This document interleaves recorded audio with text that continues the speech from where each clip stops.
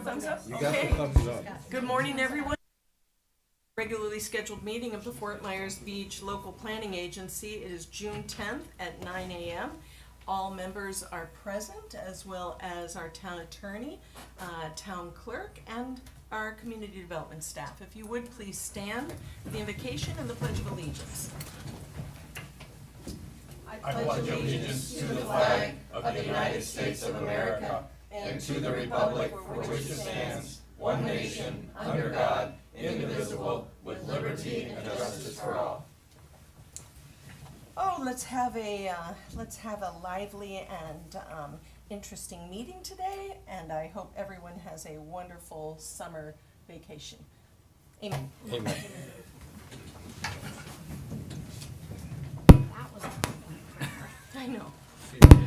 All right, the first thing is an approval of the final agenda, and I'd like the LPA, is there a problem? Okay. I'd like to ask the LPA if we could move Fishtail up to the first space, so if any of you hadn't had time to review the information that we got last night, as soon as we finish Fishtail, we could take a 5-minute, 10-minute break, make sure everybody's on the same page, and then start the theater. I did speak with Mr. Van Ness this morning and asked him what he thought about that. He said he had the same idea, so without any objection, So moved. thank you, Second. thank you, and thank you all, and is there, 102 on your packet. all in favor, say aye. Aye. Okay, motion carries unanimously. The next item is an approval of the minutes for the local planning agency of May 13th, 2025.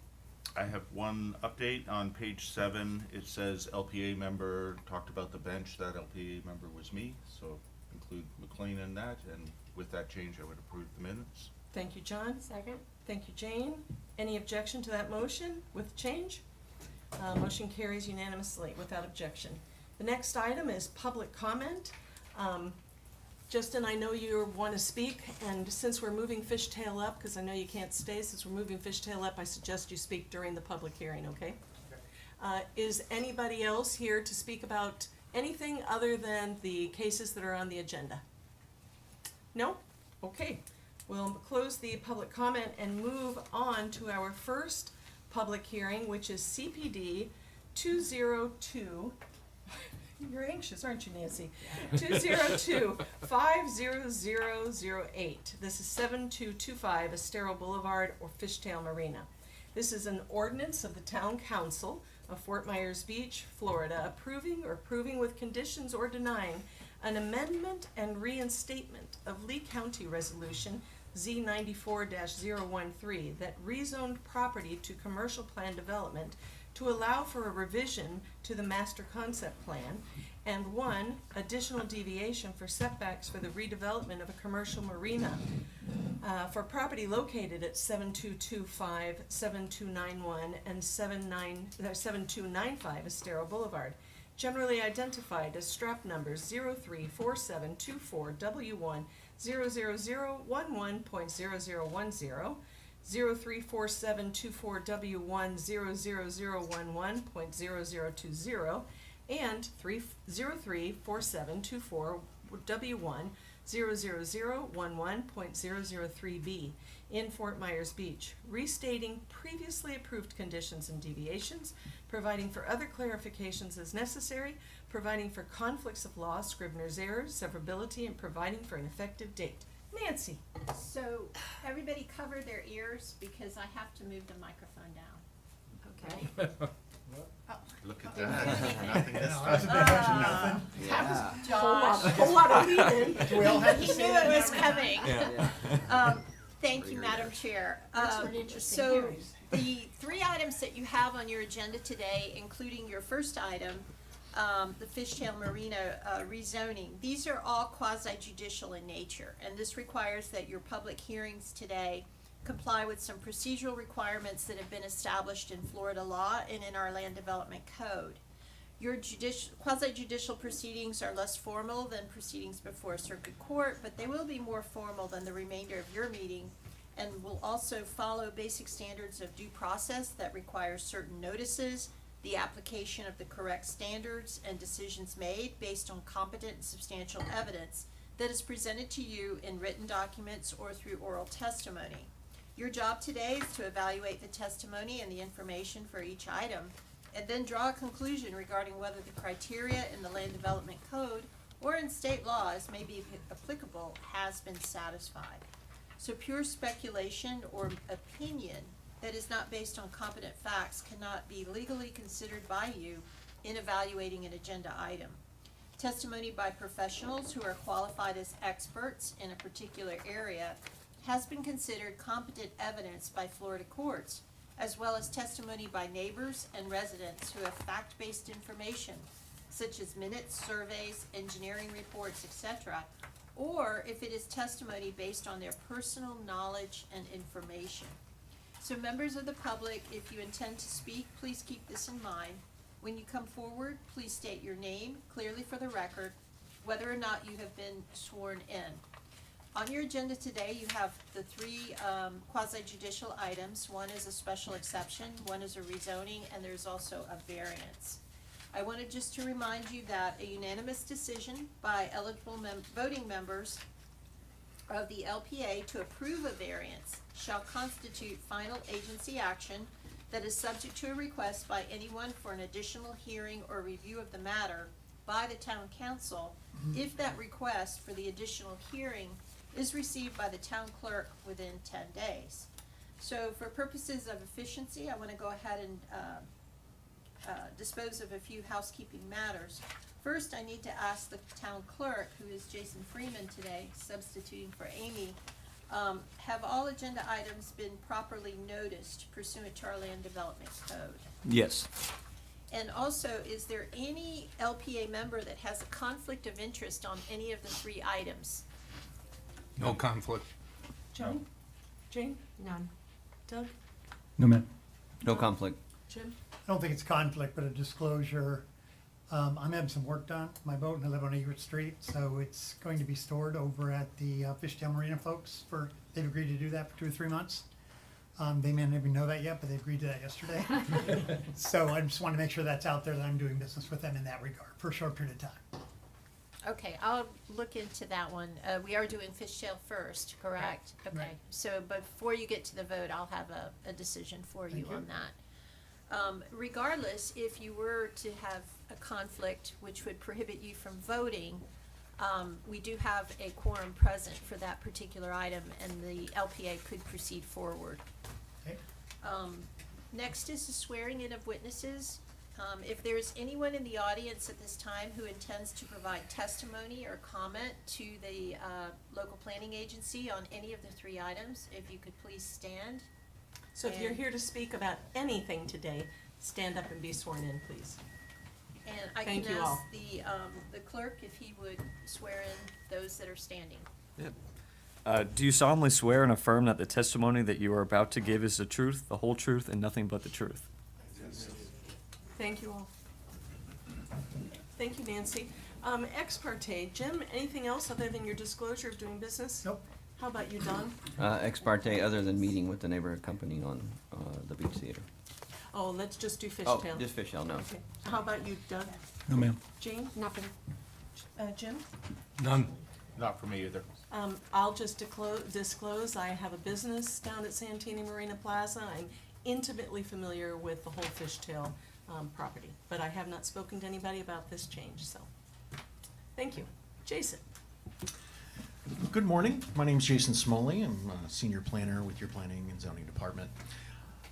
Today before you is an amendment of an already existing CPD known by its general name as the Fishtail Marina. The request today is I would characterize it as a housekeeping issue largely. This site has an existing CPD master concept plan from 1994. It was initially approved in 1988, all by the county. So what they're coming forward today is a bucket of things that would have triggered having to update the master concept plan. So largely what you're seeing before you today is a requirement by the ordinances of the town that when building footprints are expanded or intensity is increased on a site, that the master concept plan should be brought back in for amendments, just so everybody's on the same page going forward about the building locations and any amenities or utilities on the site. Before you today is also a request to include one additional deviation. If you looked at your packet, you'll notice that there's an extensive list of deviations, conditions of approval that were collected between 1988 and 1994. There has not been any changes to the CPD since 1994. So you will see some references in there, for instance, to miniature golf and things that were obviously important to the folks that were writing the ordinance between 88 and 94. The applicants do not want to get into stripping out individual language in there. What they've expressed to staff is that their intent is really to continue business as usual, make some changes to the site that are necessary for the continuing change in their marina business, and also make the site more functional. So some of the things before you today that are changing on the master concept plan include the change of, let me go to the master concept plan so I get the building numbers correct here. Some of the buildings are being their orientation are being changed. If you look at building 7 on the provided master concept plan, you'll notice that it has gone from roughly parallel with the shoreline to something less parallel with it, but what that does is it opens up some of the drive aisles between their dry storage and their boat basin. So in the staff report, we did mention that the intent here is largely to facilitate the reality of marina business as it's been described to staff, in that there are not necessarily more boaters, but the boaters that are there are choosing to get larger vessels, and so they need to be able to orient themselves on site, forklift out of dry storage, and be able to get to their boat basins. So change of building 7 on there. They've included the addition of things such as a boat club house, ADA restrooms, so they're bringing the site up to ADA compliance with their new building. That's proposed building 9 on the master concept plan. The existing restaurant they intend to bring back into viability, so there will need to be some repairs done to that. But the restaurant itself is, the building itself is going to stay in the footprint that currently exists. And that's what implicates the additional deviation that they've asked for today. Staff was unable to determine how the enclosed deck area was permitted where it's at, but it's functionally at a 0 lot line. I think we're talking about 6 to 8 inches off of the edge of water. So their deviation is to really recognize the reality of where the building exists today, particularly the restaurant, and allow it to continue use as it had been prior to the storm. Staff can confirm that the deck and enclosed area on the restaurant did exist prior to the storm. The other seemingly larger part of here is going to be a sort of a more granular understanding of what's happening in the out parcel, the parcel that is directly adjacent to Estero. On the previous 1994 master concept plan, as you can see, they showed just a block of, I believe, 20,000 square feet. So what the applicant has chosen to do today is to show exactly where those buildings are, the exact square footage of where those buildings are, and then obviously as part of that, the buildings will be brought into current flood code. So everything you'll be getting today will be, everything going forward would be under current code, and they will be utilizing that out parcel for Walker's Marina and their service use. Now, with that said, there are seemingly a lot of moving parts here. Most of it, if you take a look at the application, is that the applicant has agreed to really just put back what was already there. Staff has agreed that we should strip out some of the discussion about phase 2. The phases have already been completed, or at least the allowances and structures in each of those phases. So it's really a moot point to keep talking about it. So that's one of the language changes that we wanted to get into the revised ordinance, just so for future planners don't have any questions about what has been accomplished and under what time frame it was supposed to be accomplished. We will consider everything in phase 2 to have been completed, and they will continue with its general use as it existed pre-storm. With that said, are there any questions or concerns? The applicant is here and their representatives are here for questions as well. Thank you, Jason. Does anybody have a question for Jason? Yeah, I do. I think you touched on it. Phase 2, it talks about residential, retail, possible future. Where would that be if the land were redeveloped? It wasn't clear to me. So ostensibly, that would be a redevelopment of the site into more of a neighborhood hub, is how I read the sort of transition language. Yeah. The applicant is not intending to build any of those things at this time, and there are some caveats that require them to develop a specific amount of retail before they could even contend with that. Obviously, if they wanted to make that change and then redevelop into the hub and do residential, they would need to come in and at the very least amend the master concept plan and the CPD, much as they are doing today. So they wouldn't be able to do it by right just because it happens to be, there's language in there. Right, there would need to be, in my opinion, multiple different changes to the master concept plan to facilitate a residential use as opposed to the marina and retail use that exists today. But either way, it would require them to come ask for either deviations or at the very least to change their master concept plan, which puts it right back into the realm of public hearings. The only other question I had was around storm water retention. It looks like there's 83% of it, it's impervious right now. Would there be a requirement to ensure that stormwater is retained, or is there any plan for that? So at the DO phase, we would get into the actual engineering of what their storage minimums would be. Yeah. Offhand, it would be the minimum water management district standard of 1.6 inch across the property. I would point out that already developed under the 94 plan were 2 storage systems, I believe under buildings 5 and 6. So they would be telling us whether or not that is still viable under that 1.6 number. If the engineering makes sense, they would continue as is. If there was additional drainage that were necessary, we would catch that at the Address DO it. phase and Alright. address it there. Okay, thank you. That's it. Thank you, John. Anybody else have any questions for Jason? All right, thank you very much, Jason. Appreciate it. Gentleman from Fishtail? Good morning. Good morning. Thank you all for being here. My name is Brock Petrak. I'm a civil engineer at Edgewater Group. I'm sorry, Brad Petrick? Brock. Brock. Brock Petrak. That's a strong name. Excuse me just Yes, one he second, does. Brock. Do you want to disclose where we are on this so we can have a discussion? Yes, so I did discuss with Mr. Dunlap, and we've determined that he does not have a conflict of interest regarding this item. Any relationship that he has with the applicant's entity is similar to any relationship that they would have with any other individual in the public, and he is not obtaining any type of special benefit from that. Wonderful.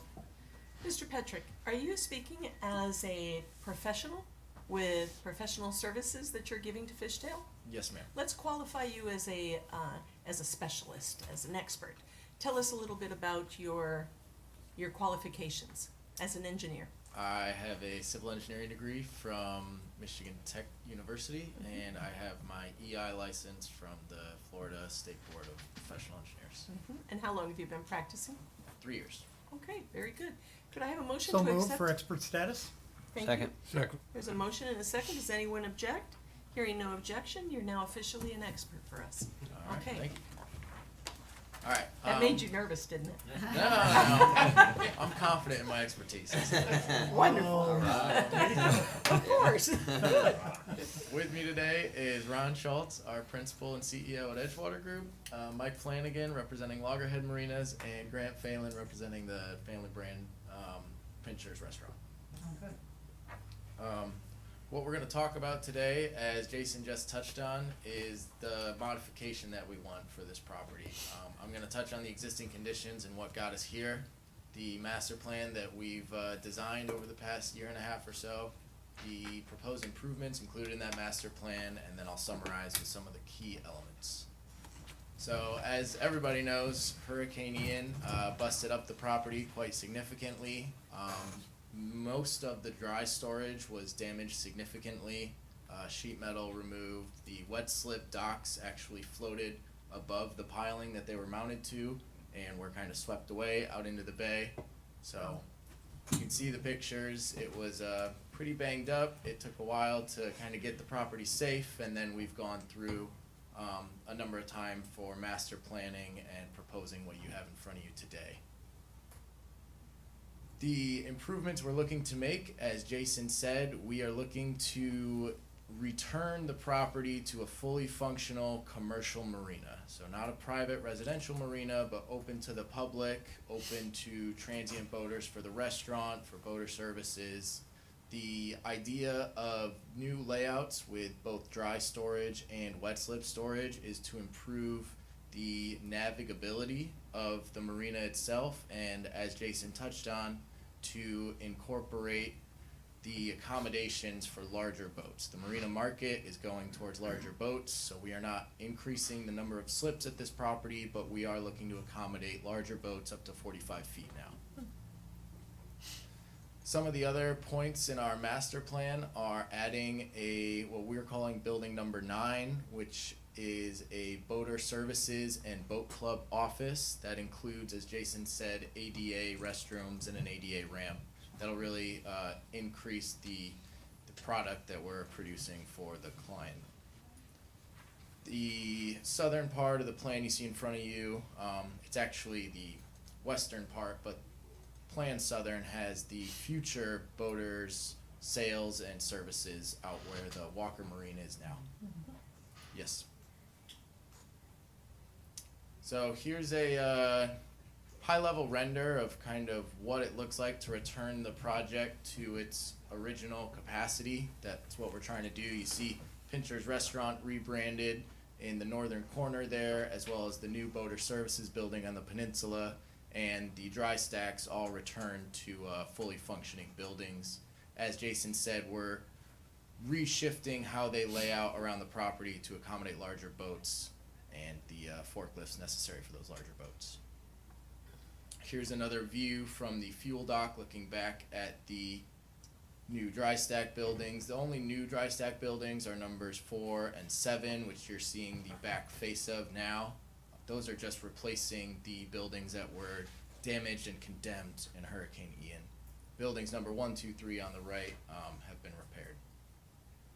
Here is again a high-level render of what the boater services and boat club office could look like. And here it is again with building 7, the new dry stack in the background there. Can I stop you there for a second? Go ahead. Could you go back? So one thing I thought I noticed, and now I'm seeing it even clearer, what used to be what I'm gonna call the ship store and fuel and everything else, where has that moved? 'Cause it used to be right there. On the left, I think, there. Back in Does the it have a trees. lighter on it or a laser? Oh, but it doesn't hit the TV screen. Yeah. Walk up there. Yeah, if you would like to. Yeah, definitely. Just can't talk. Yeah, Right there. you certainly may. North of that, east of that. Yes, right there. Yeah. Yeah, so what you're referring to would be out here on the peninsula Oh, for okay. boater sales, and then boat club refers to like rentals, and that's where you would have restrooms and showers now, all ADA accessible for And gas and a pair of gas and sunglasses. sales, and everything is all in happening there. right out at the Okay, point. so It's more still where it accessible. was. Same place. Yeah. Yeah, okay, okay. Thank you, Yeah, great question. thank you. You're so smart.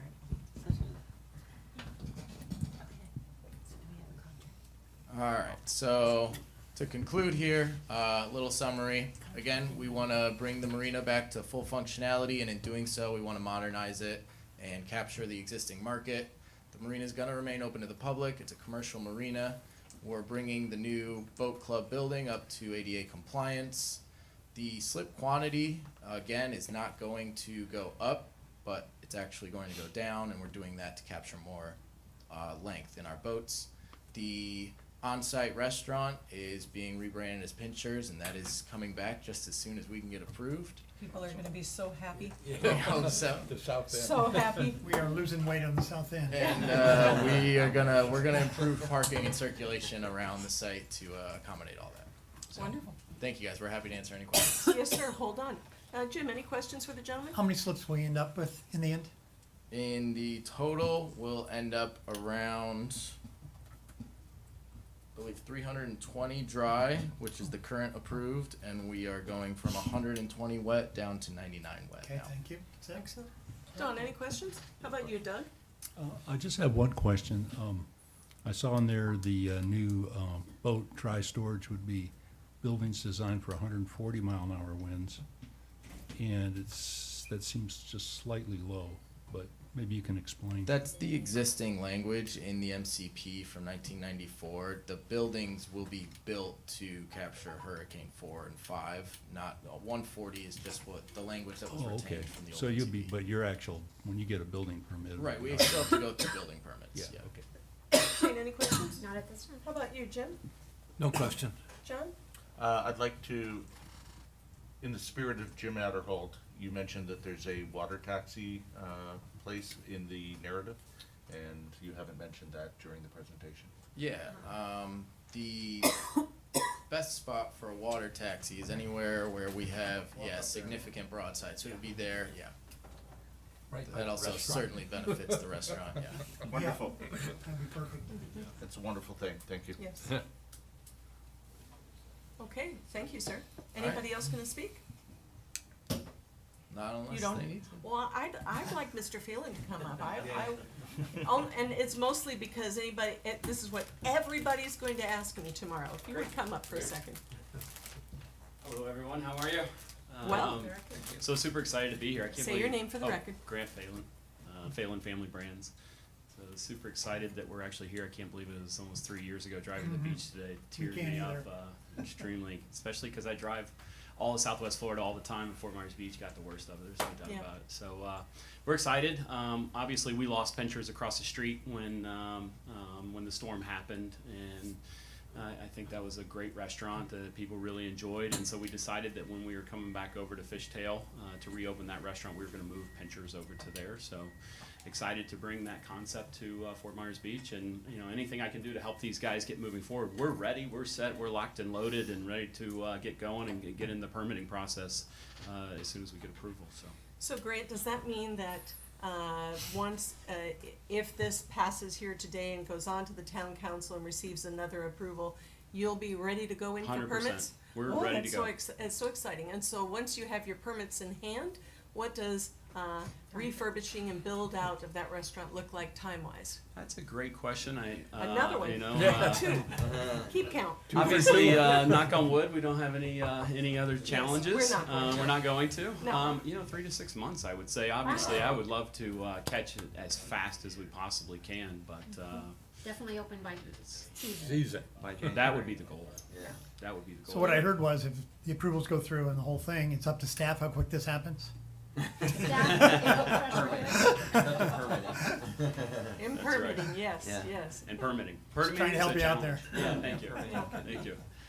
But yeah, we're ready to go. I mean, we have the staff, we have everything ready, so. This community and the greater part of Lee County that comes down here, this is gonna be I hope that this is the headline for you today. Thank you. That and water taxi, those will be the two best things that everybody's gonna be excited about, so. We're super excited. We're tickled, we're just We really bought wonderful. that restaurant from Al in Yes. April, and it was Yes. destroyed in October. Yes, Yeah. we know. Al's We know. timing was fantastic. Yes, it was. I'll have those Yes, stories. it was.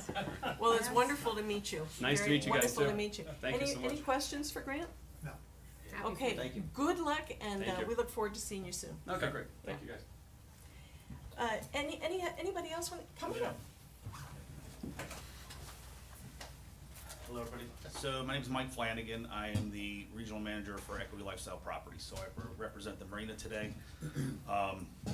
Happy to answer any questions about us or the marina. What I can say is that we are focused on obviously reopening the marina. We are long-term ownership. We have no intentions of selling the marina, changing it from commercial use. We plan on bringing back boat rentals, fuel, the ferries, the restaurant. We're invested in the property long-term. I have a question, and I'll be delicate how I ask it, so you can be delicate how you answer it. But on many of the proposals that we've seen come through the last couple of years, the reality of capital, commercial financing, private capital markets and all that comes up, and it's a real thing, and in some cases, an impediment. Are you all set up to be able to move quickly on that regard if the approval's happening according to plan? Yes, yeah, financially, everything is ready to go. We do not go out and seek funding for Okay, anything. We pay for very everything good. in-house. Excellent news. I've Jane? got, I've got a friend that is buying a lot so that they can put their boat there because they hear it's a 2-year wait to get into a marina. At some properties, yes. You know, due to the hurricane, we're down to about 75 customers on site, so we have a huge opportunity to backfill all of those needs. Okay. Because So- obviously you're gonna have 320 or so dry stock, 99 wet. You know, Do you you know, we're really, certainly accommodating Walker in that mix too. do you really think it will take 2 years to get up and running? No. So what is your time frame on that? So our time frame right now, we've already gone, you know, we're already seeking bids and things. We've already got a budget allocated for all of this. I mean, we're just waiting on the go-ahead. There's a good chance we could have the wet slips up and running by end of Q4, the beginning of Q4, if we got permits. Permits is what we're waiting on in order to move forward. The restaurant opening is basically aligned with the wet slips, which is why we're working with Grant, so, you know, he's ready to open when we know we're gonna have wet slips. The barn 7 and 8, that's what'll probably take about 12 months to finish. But the remainder of the marina fuel, we've already got permits for our fuel tanks. Fuel should be online within 60, 90 days. Okay. We are gonna bring back boat rentals. We do have a boat club on site also. So all of those things are gonna start, you know, moving forward. This is very exciting. Yeah. Yep. Very exciting. And so so you have the water taxi, which has been part of every single plan that's come to us, Yes. like Jim just said, financing water taxi, super important and very exciting to hear that. And, what about, so I have a store right there adjacent. I watched Yep. all of your demolition. They did such a good job. They were so clean. It was really amazing. Good, good to hear. But what will replace, I'm just gonna call it what used to be Al's offices, all that office space. Yeah, So you're gonna so- replace it with anything, or is it gonna be parking? Yeah, so I know Brock was talking about all the different pieces. So the ship store that was out on the point, that is still there. That's where the offices will be now. So everything will be consolidated to the front. And as you know, before, we didn't really have restrooms there. I mean, there was 2 restrooms for the Yes. entire property. So that's why we're building the restroom facility and we're putting it out where all of the majority of the marina operations are. We tore down that building where the back office was with the little shipping store. That is all gonna become parking to the restaurant. Wonderful. Wonderful. And we're gonna keep all the centralized marina operations out in the front, you know, where, by the waterfront. Excellent, great plan. Any other questions for the gentleman? I have one question. Go ahead, Just Don. because it's probably not a conflict, but it's a disclosure. I didn't realize it was Equity Lifestyles. You own communities throughout the U.S. and utilities. Correct. So I have. Not utility, we own RV and mobile home communities. You don't own any communities with water and wastewater utilities? Well, they do in have them? wastewater utilities in the RV communities, yes. So Waste- it's not current, but I have engaged with Equity Lifestyles in the past with respect to acquiring utilities. I don't But know it that is it's. not current it's not at this current. point, and you are not receiving currently any type of special benefit or Correct. enumeration. Correct. Okay. I think you're Sorry, that okay. didn't work out for you. Yeah. Thank you. I just wanted to make sure, you know, because I didn't realize this was Equity. Yeah, so Lifestyle. Equity Lifestyle Properties, we have probably 15 or so properties in this market. Between mobile home communities, RV parks, all throughout the Fort Wonderful. Myers, Lee County, Charlotte County, all over. Okay, any other questions for the gentleman? Thank you so Okay, much. thank you. We appreciate it. Anybody else want to be part of the presentation? You're gonna leave well enough alone, aren't you? I think we're good. I got, that's why Brock's here, so. I'm a senior engineer at Edgewater, so. Okay, so, no other questions. We will move on to public hearing, the public comments.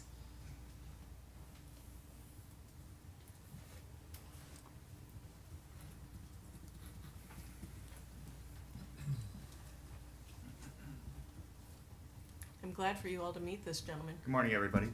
My name is Justin Palaskis. I'm the owner and founder of Crow's Nest Charters. I wanted to speak on behalf of Fishtail Marina. I want to thank you for the opportunity to speak today. To start, Fort Myers Beach has been my home since I was 6 years old. My roots are here.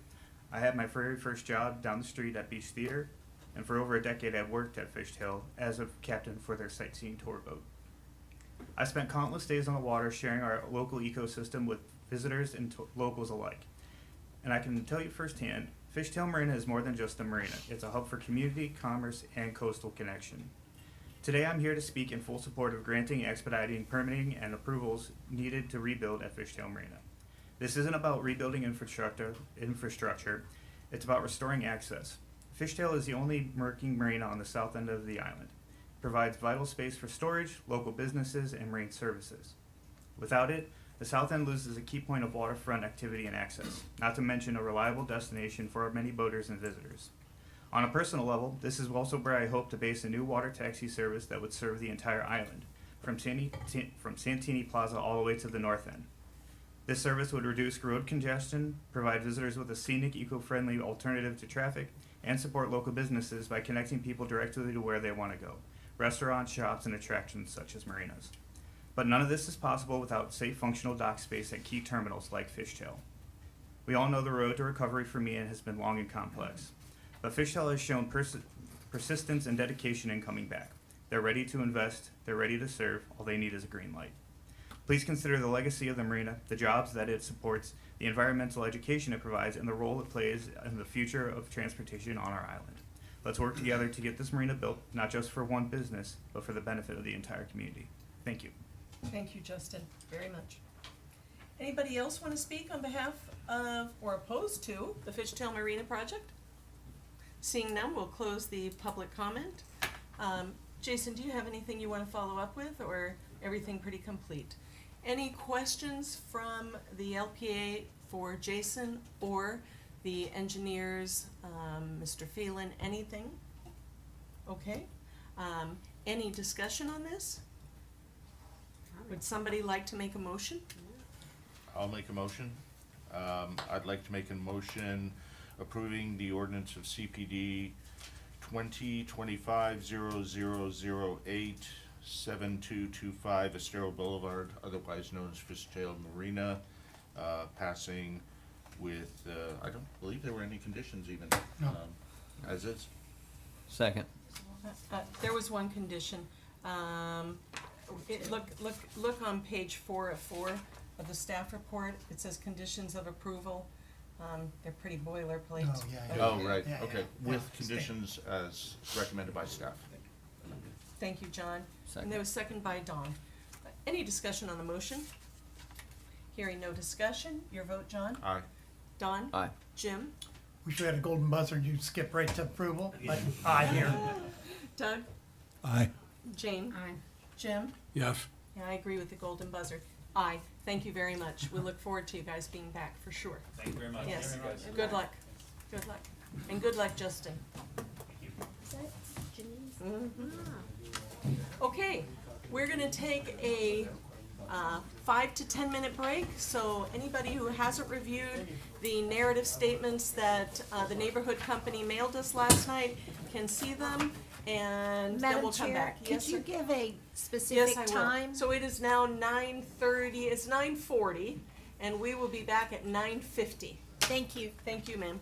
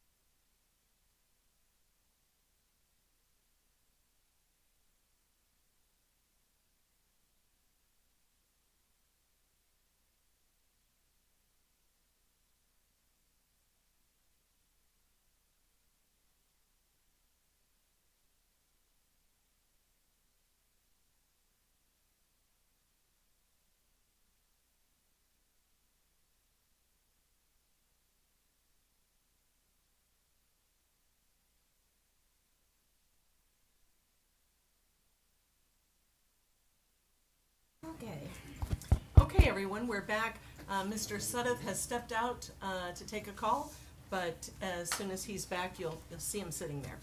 So the next item on our agenda is a special exception, SEZ 202-50046. This is 6425 Estero Boulevard, the Beach Theater.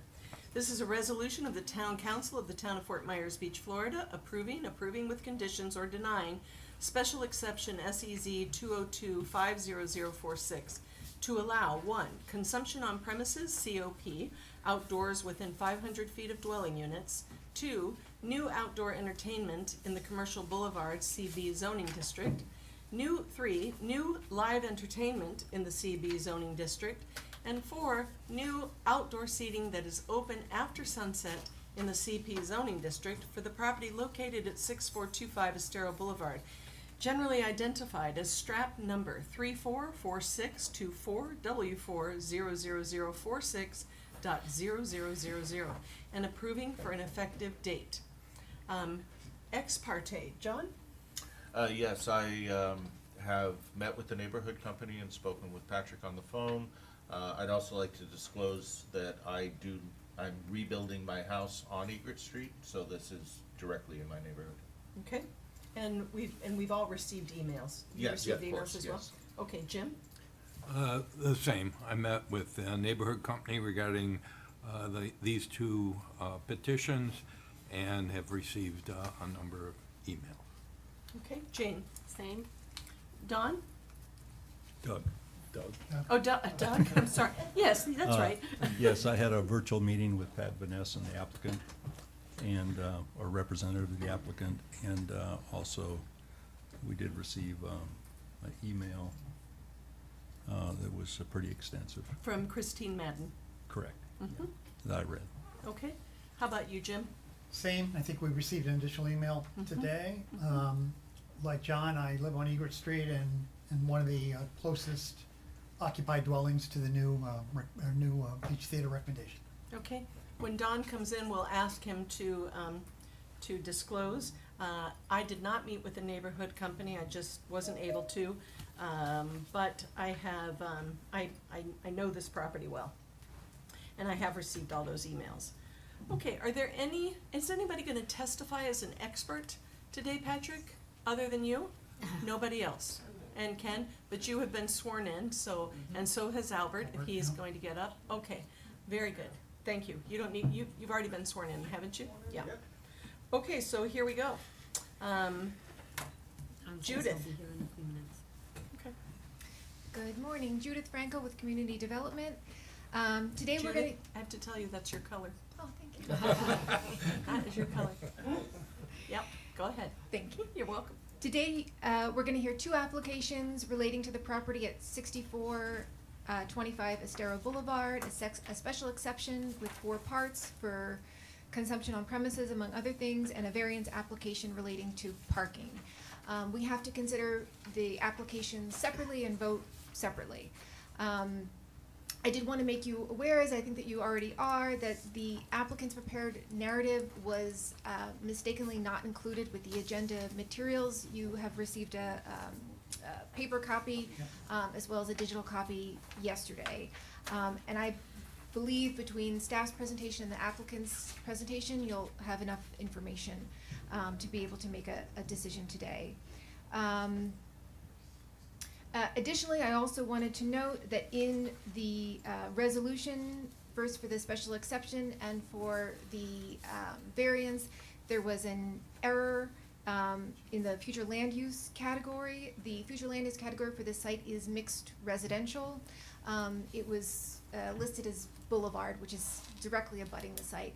But in the staff report, it is correct and was reviewed correctly per the comp plan and land development code criteria. So that will be corrected in the resolutions. Okay. The property owner, Estero 4148 LLC, and their agent, the neighborhood company, are requesting a special exception for 6425 Estero Boulevard for 4 aspects relating to consumption on premises of alcohol, outdoor entertainment, live music, and outdoor seating after dark. The code requires that all bar or cocktail lounge use within 500 feet of residences and outdoor bars or lounge space within 500 feet of residence receive special exception. So this is a question of location of the residences to this property. The property was previously a movie theater with food service. The applicant is proposing the redevelopment of the property as a restaurant and bar on the first level above flood, and a bar with games and entertainment area on the open ground floor. The second story above flood will be used for storage and office space. So it's a 3-story building, ground level, kind of a casual restaurant, entertainment. Second floor, a more high-end steakhouse, and then the third floor, which is the second floor above flood, for storage and office for the restaurant uses. No substance changes are proposed to the parking lot adjacent to the building, which previously contained 34 spaces and will be slightly modified to provide 2 ADA parking spaces for a total of 33 spaces. Exterior improvements to the structure include a deck with a shade structure for restaurant seating on the first level above flood that extends towards Estero Boulevard approximately 15 feet. A wall at the rear of the building on the first floor to block sound and light from the bar and entertainment area to the adjacent single-family residential properties. A type C buffer with a fence along the property line adjacent to the single-family residential property, as well as landscaping. The building modifications themselves do not require any variances or special exceptions. The building is currently a non-conforming for the CB zoning district setbacks, which require a build-to line of 5 to 10 feet. So the code actually asks that this building be closer to Estero Boulevard. So by extending that deck on the second level, they're closer to compliance. So it's a decrease of the non-compliance. So the first special exception for consumption on premises outdoors within 500 feet of dwelling units. There's specific criteria that the attachment to the ordinance goes through for each of these, but I'm gonna hit the highlights in terms of compliance. For special exceptions, we look at Land Development Code Section 34-88, and it asks whether the request is consistent with the Fort Myers Beach Comprehensive Plan. Policy 4A1 encourages the town's human scale and redevelopment. This proposed outdoor bar space would create a human scaled use at the ground level as opposed to an automobile use at a human scale in a location that was previously designed for cars. So underneath the building was previously a parking area. So now there's a accessible street level use happening in that space. Policy 1A1 recommends that improvements along Estero Boulevard should make walking more interesting. This proposed development, while set off the road, will add variety to the walk along the boulevard. Because of that, staff recommends approval of the consumption on premises outdoors. The second special exception request is for new outdoor entertainment in the Commercial Boulevard zoning district. The code requires that any new outdoor entertainment in the Commercial Boulevard zoning district receive a special exception. The proposed outdoor entertainment may not be appropriate in this location. If amplified music or entertainment is too loud at inappropriate times, it could create a nuisance for the neighborhood. While the outdoor entertainment complies with the previously stated policy 4A1 and policy 1A1, we also looked at policy 4A3, which states that the town should protect residential neighborhoods from intrusive commercial activities. Some would consider that outdoor entertainment to be intrusive, although the development is located adjacent to Estero Boulevard and not internal to the residential neighborhood. Because of that, staff recommends denial of the second request. The third special exception request is for new live entertainment in the CB zoning district. Again, while the live entertainment complies with the previously stated policy 4A1 and policy 1A1 and policy 4A3, Live entertainment could be provided indoors and have almost no impact on surrounding properties. So the live entertainment, if the second request is denied for outdoor music, but the third is approved, they could have live entertainment inside the building, but not outside. So in that case, staff would recommend approval for the request for live entertainment. Request 4 is for new outdoor seating that is open after sunset in the CB zoning district. Staff does not find that the proposed outdoor seating should cause a nuisance, and staff recommends approval of the outdoor seating after sunset request. We have several conditions of approval, but I can go through them after the presentation. Yes. Thank you very much, You Judith, didn't do the variance for parking. because that's a second case. So we have to vote on Yes. that separately. It's important to consider Separately. that, but we have to look at them separately. Okay, good. Thank you, Judith. Any questions for Judith at the moment? Appreciate it. Patrick? Thank you, Judith. All right, Judith just made my job much easier. Did a great job. Good morning, my name is Patrick Vanaz. I'm a certified planner with the Neighborhood Company. Joining me this morning, I have two representatives of the ownership group. We have Steve Bogue and we have Corey Nanke in the audience, representing the property owners. I don't think you told us how you feel today, Patrick. I will get there, sir. Okay. You know, I was waiting for that the too. good news Exactly. that I have for everybody here, and especially for Jim, is that next year, not the South Beach diet, but the South End diet ends. Nancy, you look bewildered. Do we need to explain that one to you? We'll talk after that. Okay. So, I also have, Ken Galander, who you all know, certified planner with the Neighborhood Company here. And rounding out the team, we have Albert Dambrose, the architect. And I just want to let you know, Nick is not here with Stevens Construction, but they already have a contractor on board, ready to go. They've been working behind the scenes, and they want to get going real quick also. Great contractor. So, with that said, I come before you very happy today to talk about the retrofitting and reuse of the beach bar, the beach theater.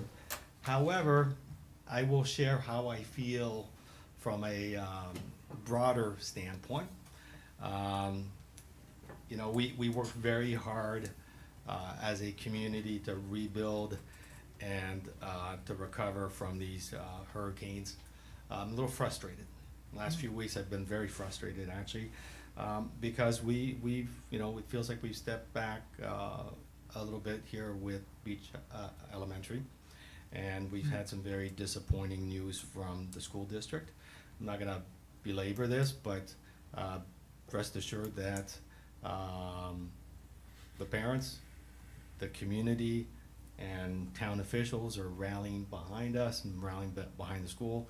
And we're going to work very hard to remind the district that they have a contract with us, that we've honored our end of the bargain, and we expect the same from them. So enough said about that. Let's go back to the subject at hand. We have two requests before you. If I can have a little leeway as we go through the special exceptions, I'm okay with discussing parking. I think it kind of addresses the entire context of the use. So feel free to ask me questions about that. I know we will deal with that separately and have a separate motion associated with that, but I think it's relevant to the use itself. So we'll start off talking about the various special exceptions. I'll give you a little background. We all know where the subject property is. It's about 0.7 acres. Future land use category is mixed residential, the existing zoning, commercial boulevard. The property currently is undergoing some improvements. The building, however, has sat vacant for over 2 years. So general location at towards the south end of the island. a little more specific here, if we look at adjacent uses, to the north of us, we have Curlew Street, and beyond that, we have a vacant commercial lot. That was the prior home to Charlie's Boathouse. And beyond that, we have our brand-new town hall. South of that property, we have Egret Street. And across from Egret, we have a vacant single-family home. And we also have a vacant commercial lot where the Dolphin Inn used to be. To the east of us, we have vacant single-family residential lot abutting us directly. Beyond that, single-family homes. We also abut the canal on the east side. On the west side, we have Estero Boulevard. Beyond Estero, multifamily condos, and more specifically, the Privateer and Sanderac are located across the street.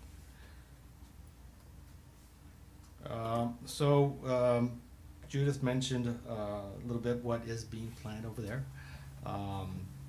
So just so you're aware, they want to try to move quickly, be open for end of next season. They are doing that through the post-disaster build back regulations. End of 2026 season? Yes. Okay. And the 50% rule.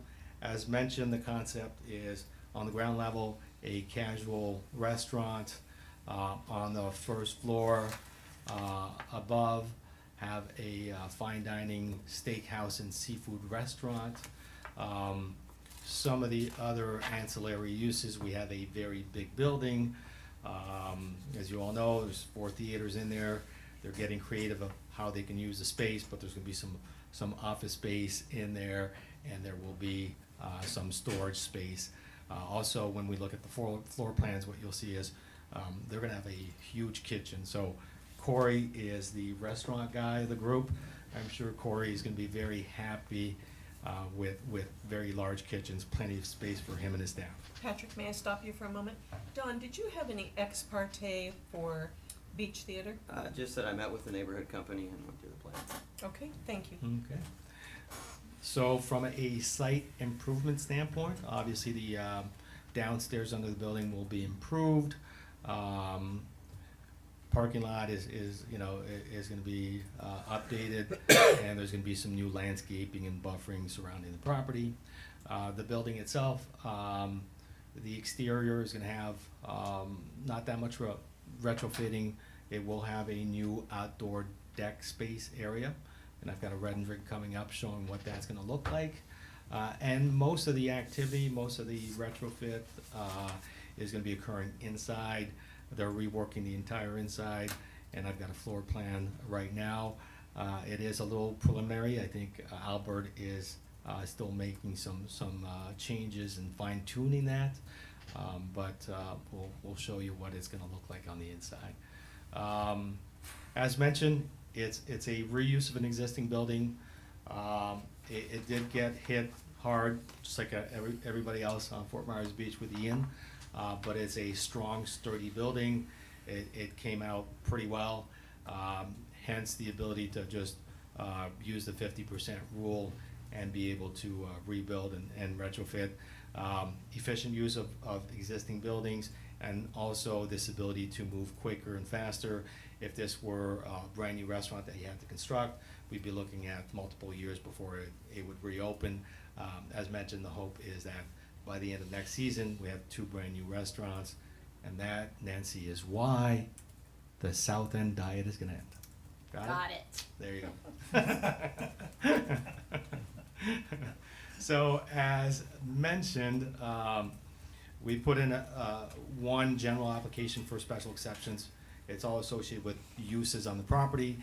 However, the way our code works and this new CB district that we amended last year, a lot of these uses that are now allowed, they're allowed through the special exception process. So that's why it's broken down into consumption on premises, outdoor entertainment, live entertainment, and outdoor dining. There's a bit of an overlap with the outdoor entertainment, live entertainment, but live entertainment includes anything indoors also. So I'm not gonna go through the parking at this point. We can go back to that. When we look at justifying these special exceptions, the idea is to always look at reasons why we are requesting that. Obviously, hurricane damage, but also to establish those new uses and to comply with the new language for the CB district. We have to explain potential impacts to neighboring communities. So in our application and in our presentation today, we want to express that we believe that through numerous mitigation measures, we address that compatibility issues. And we believe that with those mitigation efforts in place, we will have little or no impact to surrounding properties. And we believe that hopefully not only is this property and these uses a benefit to the immediate neighbors, but the entire south end. So from a hardship standpoint, and that applies more to the variances, the existing lot configuration, it's an existing lot, the property is configured a certain way, we can't change that. The building is already there, we can't change that. And also regulations have changed. My understanding is this building was approved through a DO process with Lee County years ago. And since then, we've incorporated, the zoning has also changed from a CB district, which has gone from very restrictive to a lot more open on Fort Myers Beach. These are the LDC sections associated with the various special exceptions. No need to go into those in any kind of detail. I'll skip that. That's associated with the parking variances. And here's a rendering of what the beach theater is going to look like. Again, concept is very similar to what we have with Junkanoo and Fresh Catch. So outdoor, open, casual, ground level, above, higher end restaurant, steakhouse, and seafood. The biggest change to the exterior of the building is that outdoor deck. It will be covered to provide some shade, and will also provide some shade to some of the outdoor seating downstairs. We're gonna jump into looking at the floor plans for each level. This is the ground level floor plan. The areas you see in teal is restaurant seating. The area in yellow is large central bar area with seating. And the area that you see in that, is that purple? Gray. Purplish color? Yeah. Mauve. Mauve. Mauve. is gonna be an accessory game area. We're talking about stuff like the giant Jenga blocks and tabletop games and cornhole. Nothing like arcade or anything like that that would be noisy or electronic devices. And if you look at your packet, that's one of the conditions that staff put in there. I'll go through all those conditions, and we don't have a problem with that conditions whatsoever. What I'd like to point out also is the rear part of the building, so that's on the upper portion of this exhibit. That area is currently open. You've got columns, but those are open bays. That's gonna be completely enclosed, concrete block, frangible wall, but there's gonna be some new bathrooms put in there, and also a service area. Kitchen's gonna be upstairs, but there's gonna be a dumbwaiter. That'll be the service area for downstairs. That creates some separation buffering, so any live entertainment, that's an additional layer. And we'll talk about the buffering also surrounding the property when we look at the site plan. The little hatched area at the front of the building is the entertainment area. We don't know yet if it's gonna be a stage or just where the location of entertainers will be, but we push that towards the front, bring it close to the street, create this interaction with the public realm. Also, it's the furthest location away from the neighbors, and any kind of sound will be projected towards the parking lot. This is the first floor above the casual dining restaurant. This will be the steakhouse. As you can tell, we've got a very large building, lot of space. I know that all of you are familiar with the Beach Theater. We're all gonna be a little sad to see it go. Unfortunately, due to the storm, but also due to economics associated with theaters nowadays, it's a very challenging business. We don't think it's the highest and best use. We believe that restaurants with some entertainment will much better serve the south end of the island. We're all gonna be sad to see it go. One of the things that we've talked about internally, we've been asked, are you gonna keep a theater?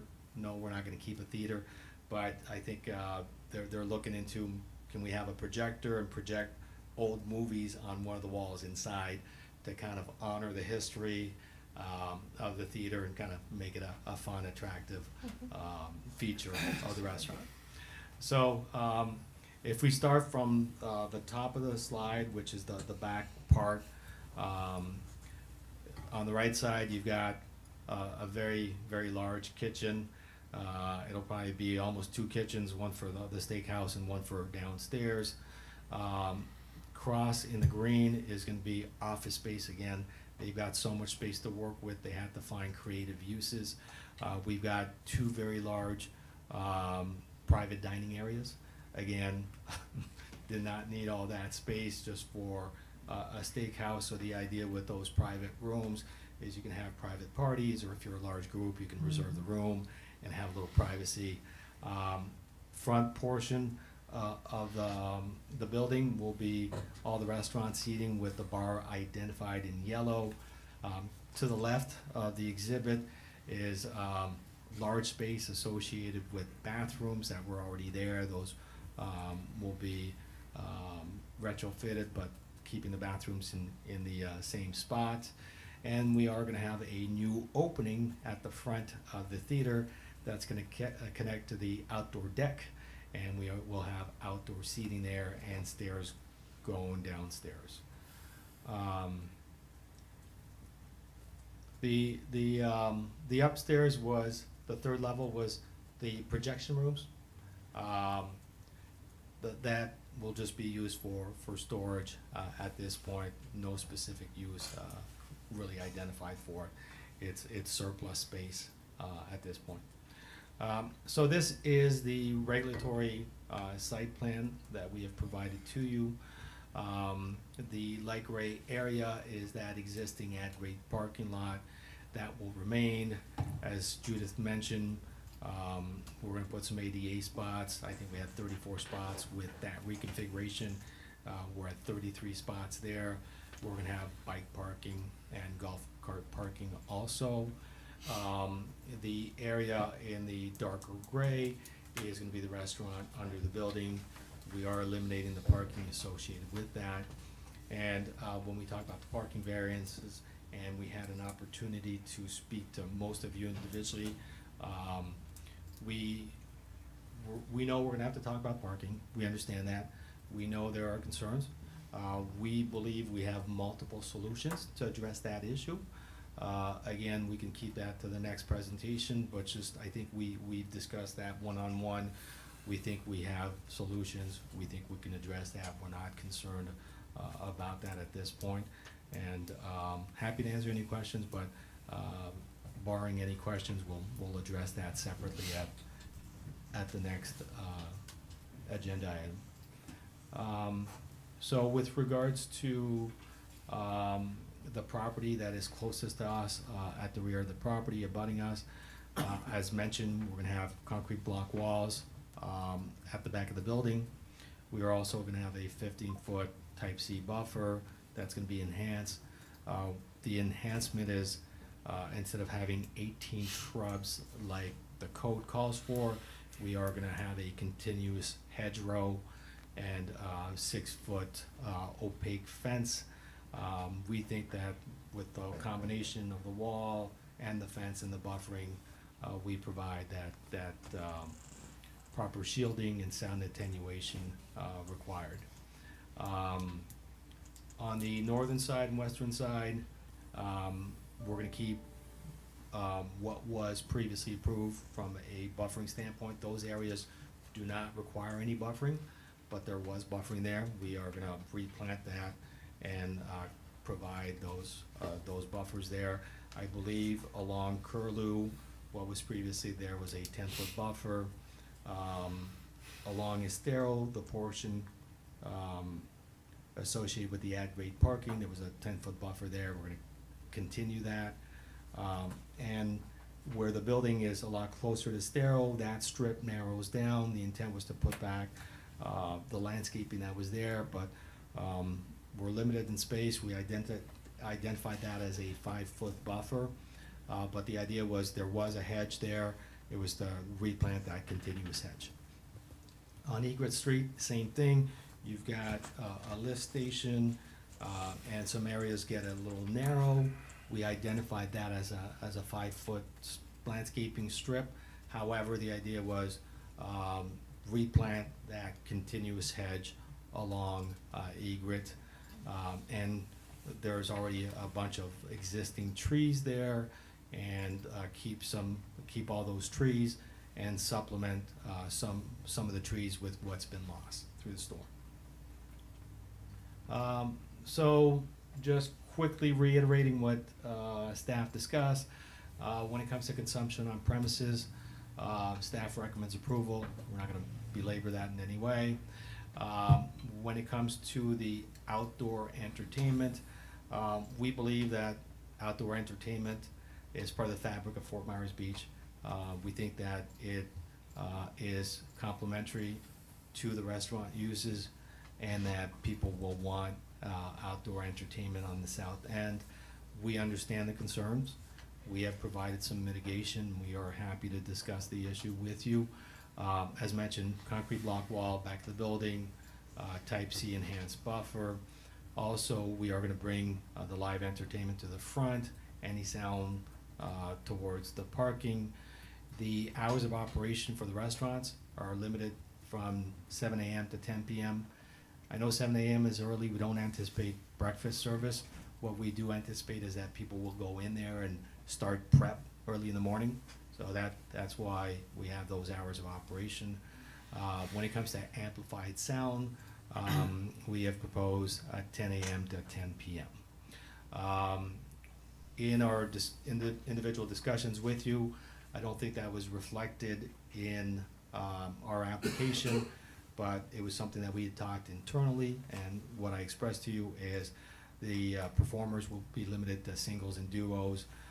I've carried this forward. It's something we talked about, and I think that's a way to alleviate some concerns. It's not gonna be rock bands. We're not gonna have drums, similar to discussions we've had at other establishments.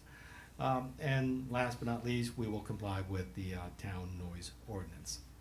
So again, we think this is something that people will want to see. We think it's a benefit to the restaurants and to the south end, and we respectfully request that you support the outdoor entertainment. When it comes to live entertainment, the distinction, as Judith mentioned, is that it applies to any kind of entertainment inside. There is an overlap with outdoor entertainment, but staff supports that one. We're gonna skip right through it. The new outdoor seating, that's both for the restaurant under the building and also the new deck, and staff recommends approval. Next slide is addressing some of the criteria. So the review criteria, section 3488, are the guidelines that you have to keep in mind in evaluating these applications. So number one is, are there any change conditions that would warrant these special exceptions? As discussed, the hurricanes,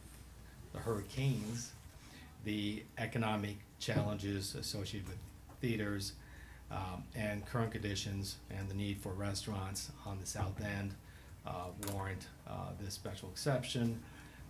testimony of the applicant, that's what we're doing right now. Number 3, recommendation from you as an LPA and staff, that's also what we're doing right now. Testimony of the public, we have a few people that will talk today. Happy to consider their comments and address their concerns. And consistency with the comp plan, that's it in our narrative in the staff report, but quickly reiterating that we are consistent with policies 1A1, 4A1, 4A3, 4B4. Moving right along, whether this meets or exceeds performance, locational development standards in the LDC. As mentioned, we exceed buffering requirements. The building is existing, so it's a redevelopment. When it comes to nonconformities and our distance from Estero, the deck is actually reducing that nonconformity. Number 7, protect, conserve environmentally critical areas. As you may know, there was a bit of a snafu associated with the mangroves. That's something that's been discussed with staff. There was a miscommunication between their environmental consultant and the ownership group. They thought they were all good with the state approvals. They failed to understand that they also needed a local development order. Since then, they've rectified that. They have both a DEP permit in hand and a local development order permit in hand. And as part of that development order permit, they will be making improvements to the canal front and their docks there, but they will also be replanting mangroves, and they will be maintaining those at 36 inches. Whether the request is compatible with surrounding properties and does it create a detriment to neighbors? As mentioned, we believe that through our buffering, screening, and operational restrictions that we are indeed compatible. And the last item there is, are we consistent with general zoning provisions? Yes, we are, and I think that's echoed in the staff report. So with that said, all my other slides are associated with parking, so we'll skip through those. As mentioned in talking with all of you, we do know that the 2 hot items associated with this retrofit and the proposed uses are outdoor entertainment and addressing that, and the amount of parking and solutions associated with the parking request. So we're happy to listen to public comment, answer your questions, and discuss those issues. Thank you, Patrick. Jane? In the package on page 11, number 2, hours of amplified music is listed there from 11 a.m. to 9 p.m. on weekdays and from 11 a.m. to 10 p.m. on weekends. In this supplement, it is 7 a.m. to midnight, 7 days a week, and then Is that the, so I'll jump to the staff recommendations.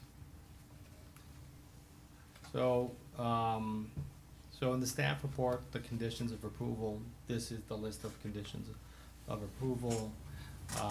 This is as good of a time to discuss this as any. So number 1, all music and entertainment on the property will be in compliance with the town's noise regulations. We agreed, not a problem with that condition. Hours of amplified music will be limited to from 11 to 9 p.m. We respectfully request to keep our proposed live entertainment hours from 10 a.m. to 10 p.m.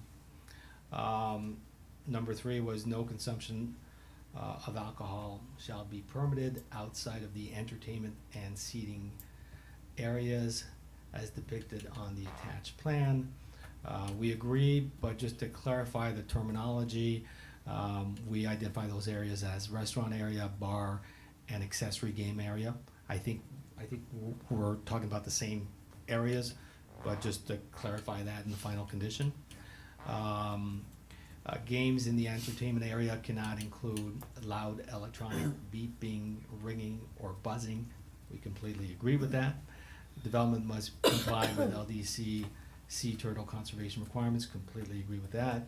Redevelopment of the docks must receive an approved LDO, DO, as determined by Community Development Department.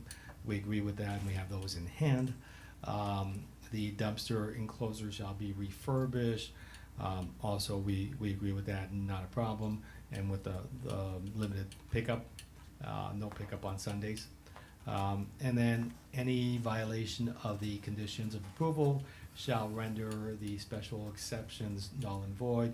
We agree, but we'd like to add any unremedied violation. So I think that answers your question, and thank you for that segue. And we got to address all the conditions. Okay. Any other questions, Jane? Not at this time. Don, are you leaning in for a question? No, not specifically, no. Okay. Anybody else have any questions for Patrick at the moment? I do have a question. On the mezzanine level, is there elevator access to that level? Not that? Yes, there is. Yeah. Okay. It, on the diagram, it showed elevator, but it didn't look like, it looked like elevator equipment, not elevator access. That's why I was asking for the clarification. Okay, yeah. Jim, any questions? Yeah. I think as we discussed, one additional condition would be that performances would be limited to solos and duos. Yep, we, Right. that works, yeah. Is that in there? It's not now. It's not. Okay. But it's on your slide, you represent. Yeah. Under, let's see, if we can go back to the slide that has the rendering of the building.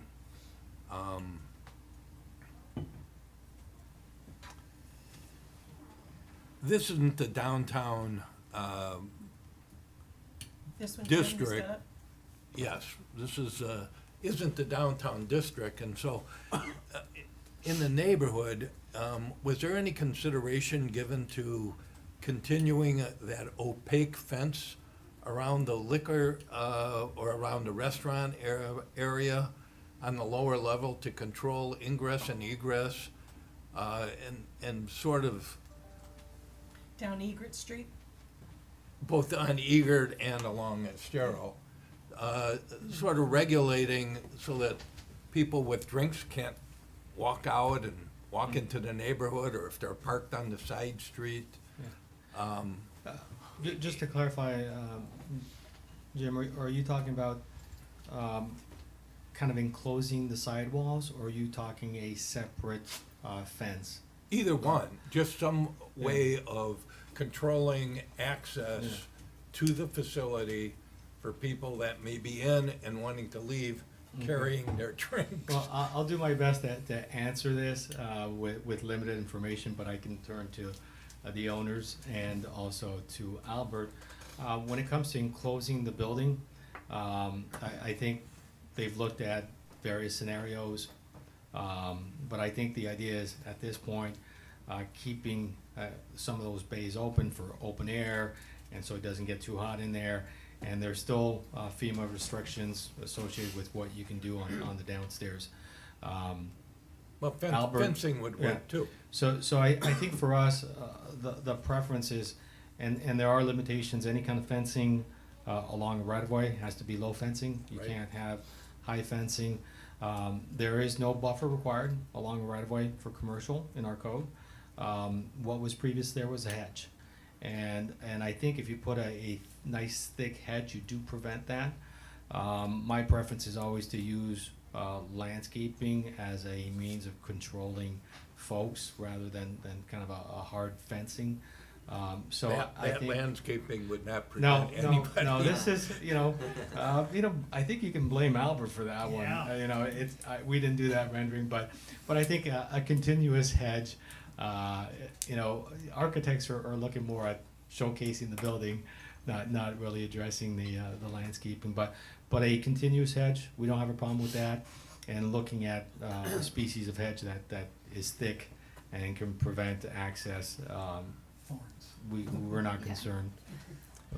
with having to do that. Maybe a little further discussion on, the hours of operation of the music. And I know that when I met with you, we talked about town council's recent, limitations that they placed on the food court, both on days and on hours and on decibels. Yeah. And other than the staff recommendation on shorter hours than what you're requesting, was there any discussion about days of operation or levels?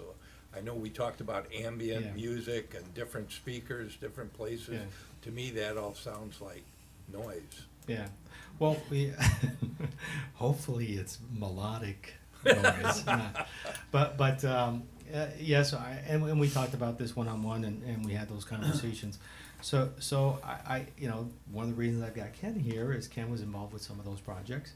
And we went back and we looked at some of the conditions that have been imposed on different projects, and to be honest with you, it's a bit of a mixed bag. And food truck was actually more the exception to the rule than it was. So we also worked on Sandy Bottoms, we have the Whale, we have the Cottage, we have those as examples, and the most restrictive is the food truck park, and I think there are numerous reasons for that, but it's more of an exception to the rule. We felt that what we were proposing, again, with island kind of music, we're not talking about rock bands, with having a structure, creating some sound attenuation and buffering, and the distance, and bringing that right close to stereo, we thought that provided sufficient mitigation. Obviously, we'd like to hear what the public's gonna say. We'd like to hear your comments, and I think if you're okay with that, is we're gonna take that into consideration, obviously have discussions with the owners, and see where we go from there. Patrick, I share that concern. It is my primary concern, because what I see happening is Curlew and Egret turning into Primo and Palermo. But those are downtown streets. It's almost expected. These are not downtown streets. This is the south end of the island. I mean, it's quiet by and large. And it's a big concern. I wouldn't approve your outdoor entertainment right now. And it was before the storm. It was quiet, right? It There was were very businesses quiet. there, This but is they were all brand new. inside. This is brand new. So it's a brand new use for that. What I would submit though is I don't personally believe that it's a fair comparison. So the South End has always been a different character. We had the outrigger with a tiki bar On the beach, way away from anybody. No, but With a my motel point in is, front of it. my point is, that tiki bar never got rowdy like downtown. We even our most active bar type of. How often did you go there? Yeah. I was gonna say, I was there quite a bit. It was quite loud, but just at the bar. Just at the bar. It was pretty subdued. Okay, So we'll agree to disagree. But I think that the South End is different in character. I understand the concerns, and like I said, we're happy to address those. But I think the downtown and the South End are different in nature. That's the exact reason why I object to it. And even our most lively places, close down pretty early, and people were in bed pretty early no matter what. So what I would say is we're happy to listen. I think there are ways to mitigate for that. I think people want to see outdoor entertainment. It's part of the character of the island, and I think it's complementary to those restaurants. Happy to provide the proper mitigation. Hopefully we alleviate those concerns, but we will listen to all the comments and hopefully. Anybody else have any comment on this? I don't know if Or it's a comment, anything? just a point of clarification. So the consumption on premises outside, it would include the bottom, Upstairs, but downstairs. also the top, Yes. the outsides. Okay, so I got you. And I think the way it's written now, even indoor consumption on premises in the CB district, if it's within 500 feet of Exactly. residential, you still have to ask for it. Yeah. Okay. Yeah, it did have it. The building had it Yeah. before, but Yeah. inside. Any other questions? And the downstairs has a full bar, not just wine and beer? Full bar. Okay. So here's my other question relative to noise. So to me, this turns into a great party spot on the south end of the island. And it seems a natural downstairs in that game area to expand upon games. And now we have football games and those, you know, I mean, I love football season and I'm loud during football season. So, especially with a bar attached. So I think that could be, was there any intention of adding TVs and that sort of stuff? Yes, and I can let Albert and the owners address that. I don't think they finalized the design, but I think they did have the intent of having games on and TVs downstairs. It's a whole different type of noise. Yeah. Okay. One other just a quick comment. Was there any thought about, you know, I think you said even when we met, like there's a lot of space upstairs, right? Mhm. I mean, you got these private dining rooms and that, and I just, was there any thought about, you know, because for me, if you just had that porch on the front, on the upper level, facing the beach, you can start to talk about it seeming a little bit like Outrigger. But downstairs, because of its, you know, being a cavern and an echo cavern, I think there's a lot more risk there. And, you know, the mangroves are gone, right? I know they're going to be 3 foot or whatever. And so I wondered if there was any thought, because it's a massive building. Like, you could almost do 2 concepts upstairs. Yeah. And I just wonder if there was any thought to that. Yeah, I think the owners looked at a bunch of different configurations, but I'll let Corey talk to this. He's the restaurant guy, but I think to really have 2 distinct restaurants, having separate spaces makes a lot more sense. It I does. think from a business standpoint, also just from a customer experience. I think that personally, I think that people will go upstairs to a fine dining establishment, but for a more casual area, I think ground level makes a lot more sense. And I think creating these 2 distinct areas is part of their business plan, works a lot better. So there was multiple reasons for it. And Corey, do you want to add anything to it? I think you're accurate. Corey, if you want to speak, you have to come up. Sorry about that. Yeah, I think Corey's going to come up. I'll have a follow-up question. Yeah, me too. Hello, my name's Corey Yankee. Background is lots of restaurants in Iowa. This will be our first endeavor into Southwest Florida. I've been here about 20 years, on and off, living here in Southwest Florida the last 8 years. Sir, would you consider yourself an expert in restaurants? I would think so, yes. Okay, may we accept him as an expert in his field of restaurants? So moved. Thank Second. you. Okay. So I think for the property, just the feel of it, the lower level being outside, open air is what Florida's about. The casualness is probably what I prefer from a day-to-day, want to go grab a sandwich, want to go have a beer at the bar. I think that's probably the reason I wanted to do that, is because that's where I'd want to go. That's where I'd want to, spend my time.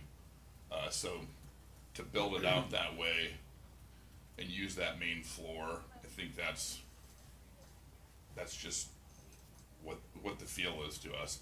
There's so many people walking by. I mean, Steve might want to attest to this too, because he's felt it and had those conversations with people about, we're so excited, we walk every morning right past here. We'd love to come in, grab a bite, grab a coffee. I know we talked about not doing breakfast, but there's so many people that I think really would love that. So maybe that'd be a future consideration as well.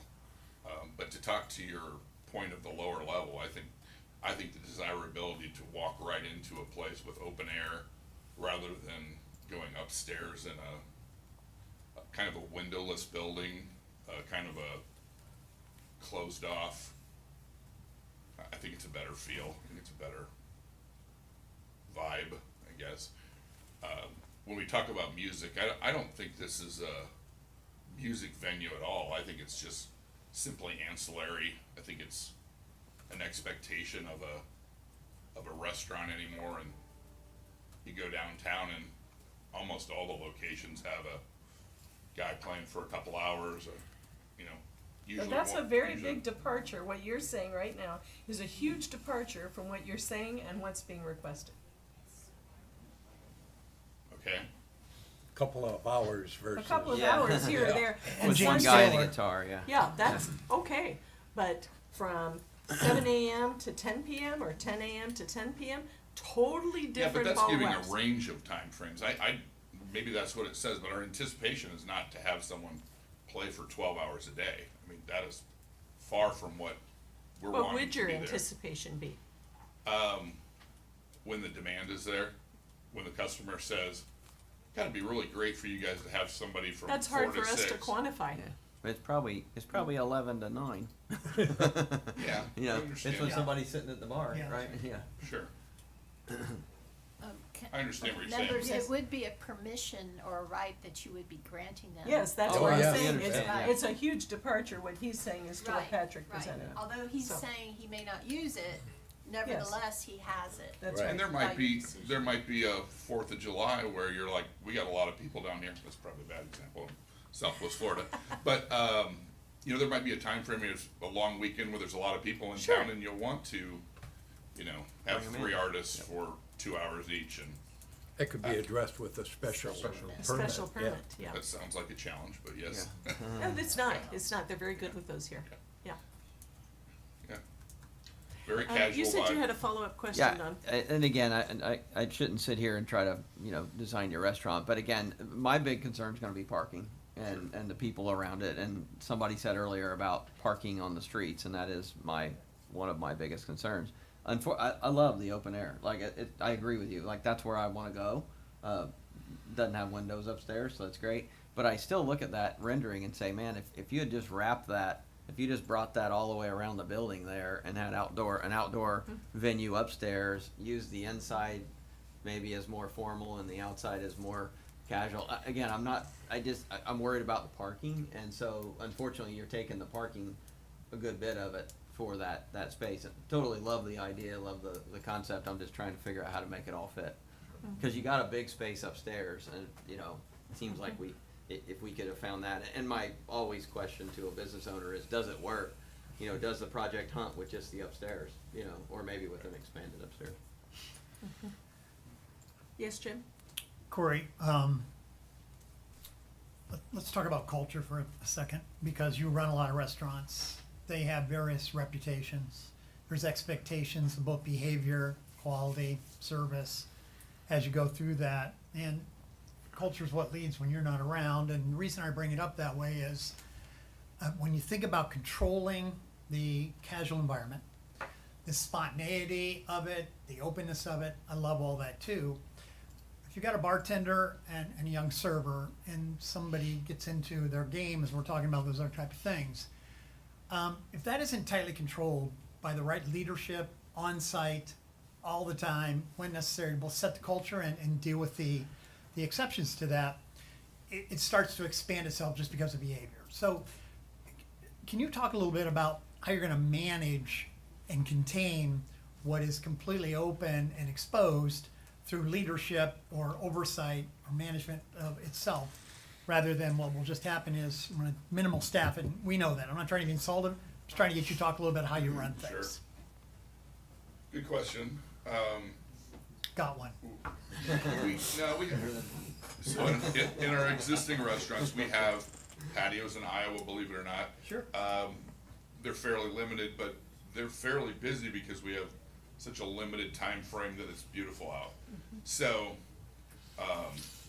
our municipality there requires kind of just full-time service. I mean, you can't just have a patio that is unattended. Most of ours aren't set up like this because they're not open air. This one, you'll have a lot of visibility, rather than in Iowa, we have a door you go out to a patio because you've got to have it closed. But still, it's kind of managing that whole process, and it's about training, it's about service, you know, not over-serving people. I think that's probably our, you know, biggest thing that we've always been good at is, you know, people go to bars and restaurants for different reasons, but I don't think the south side is quite as crazy as downtown sometimes, and I don't think the behaviors are We probably. just haven't had a chance to be lately, so. A lot of pent up demand. Give us an First week, opportunity. we're okay. But yeah, I get your concerns. I mean, it's gonna be all about managing, you know, are we ever gonna have issues? I'm sure we are in the restaurant business. There's always, you know, you don't know where somebody's been prior. Somebody might come from downtown and they've been, or on the beach all day. All and- that is yeah. absolutely not only possible, but probable. Yeah. I'm looking for the local leadership, the Sure. people that are gonna stand in the property, that own the place, run the place, you delegate their authority to whoever, to both reassure us and demonstrate over whatever period of time, because we've seen many approvals come through, and the stories of abuse from the neighbors are prolific about Right. how it spills. I think that's the owner's responsibility. I think the way you set up the expectations for your staff, the way you remove people that don't belong there and set that example, all that matters. That's what I'm looking to hear. And since you have 11 other Sure. facilities, you have experience with I this, so think convince us. the only, the thing that will be important to us is the longevity of the business. And if we have unruly guests, you're not gonna wanna be there, and we just can't tolerate that. So, I mean, we'll have to get people that don't belong, don't act appropriately, out of the location. I don't anticipate this being a 2:00 in the morning restaurant. Will that happen a few times a year? We hope so for the business sake. But mostly food service, entertainment of all sorts of different things that we're thinking about that might be enjoyable to locals. When it comes to the parking thing, we anticipate people walking, people biking, people golf karting. That's why we added some of those options. There's tons of units so close to that property. We're hoping that people love it and enjoy it, and those are our customer base. Could I ask you a question about compatibility? Sure. So, I love a nice restaurant, but I don't wanna spend, $200-300 on dinner out there on that lovely patio and listen to people rooting for their team underneath. I find, in my business, I would call that scrambled merchandising. You're pitching to two completely different clients. An upscale, you're dressed up, you're out to dinner with your favorite person, you're having a lovely time, and then immediately downstairs, you've got people who are just having a good time, which is great.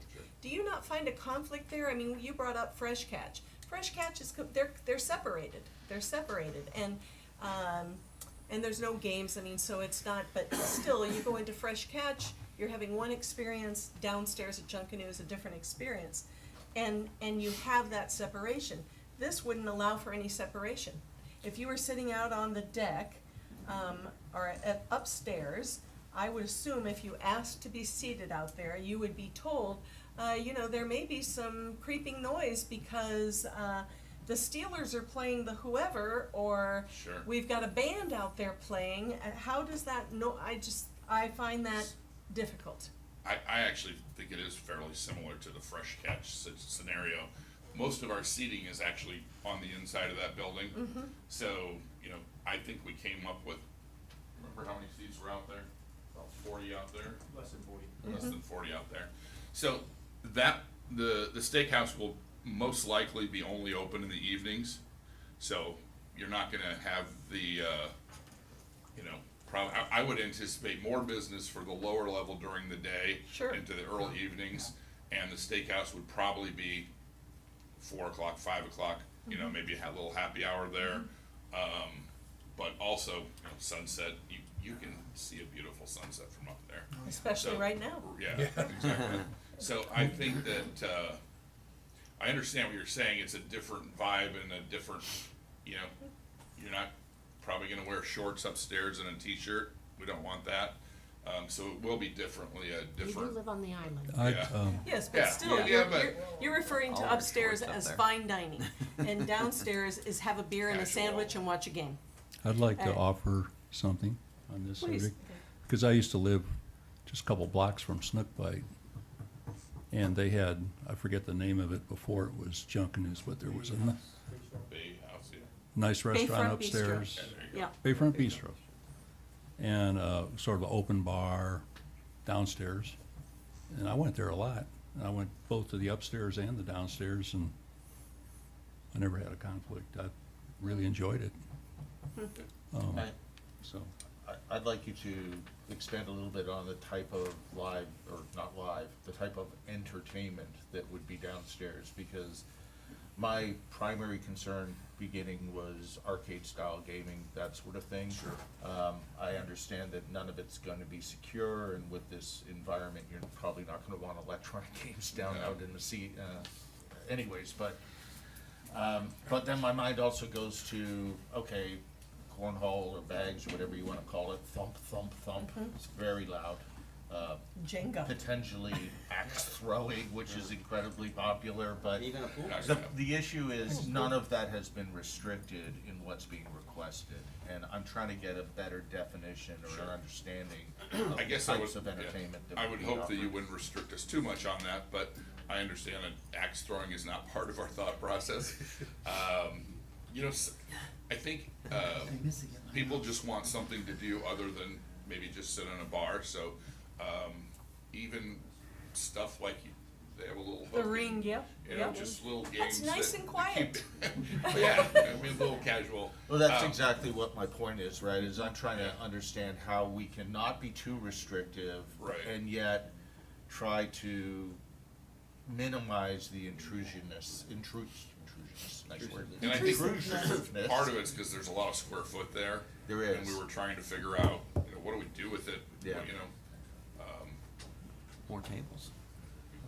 Yeah, Well, I mean, yeah, nobody- honestly, we talked about having, you know, someone that worked for us that got the public involved, and I don't know what the rules are on card games, and, you know, when you live in a country club, they set up, game days, and people come and play bridge, and. It's a great idea. You know, It is. we'd love to have somebody that was kind of a director that, you know, said, You we could- wanna be part of the community, we're Bingo. not, wanna just Yeah, trivia, you know, I don't know. all of which is great, but I mean, seriously, I've had my neighbors play, bags for hours on end, and it's the most intrusive Yeah, thing I've ever heard. and we've talked about that, I don't even know if the ceiling height is probably even tall enough for that, and I don't like it, so I'd be glad to have you tell us no, and I'm fine with it.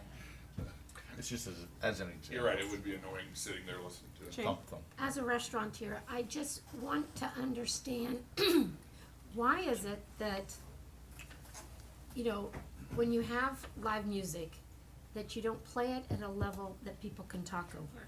Because when I go out to dinner with people, I like to talk to them across the table, and when you have it so loud, you can only talk to the person next to you, and that's it, and then you're yelling.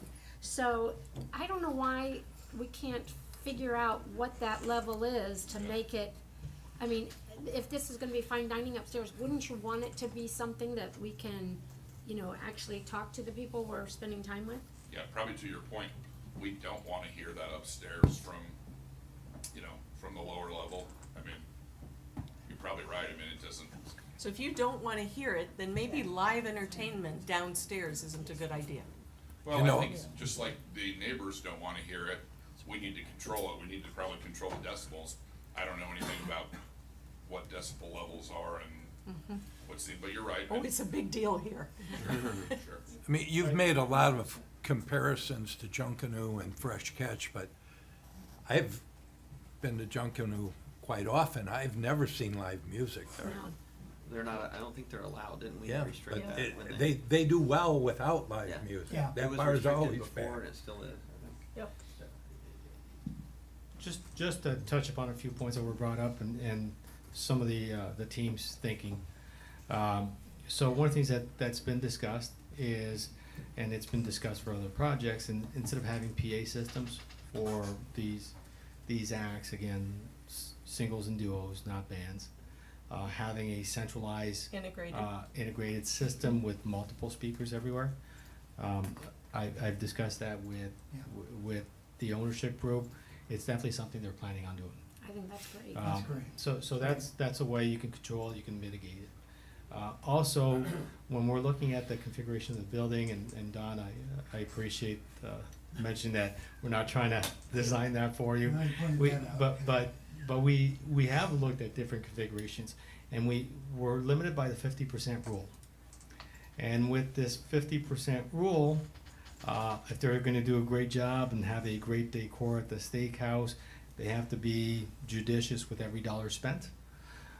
So downstairs, have we looked at bifold doors and closing certain areas?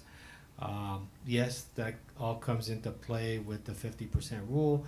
It also comes into play of if you enclose things, are you gonna get that airflow? If you don't get the airflow, do you have to air condition? All the challenges associated with that. So that, I've got the easy job here. I don't have to deal with that stuff. Albert has to deal with it. And he's looked at different permutations. And what he's actually working on, he was working on his tablet, looking at how things could be done right now. Similar to what we did for the arches when we did a quick design, we put it up on the screen. If you give us a few minutes, maybe after public comment, Albert's gonna have something that he's jotted down and we can discuss with you. You could kill all birds with one stone, because now you've got your parking situation resolved too. Okay, we'll give you some time, Patrick. Are there any other questions for Patrick right now? Well, I can tell you the consideration of having 2 restaurants on the upper floor is not part of that, No, that that's okay, thought process. that's okay. But that wraparound issue that Don talked about, I think is a great idea. Yeah, anyway, okay.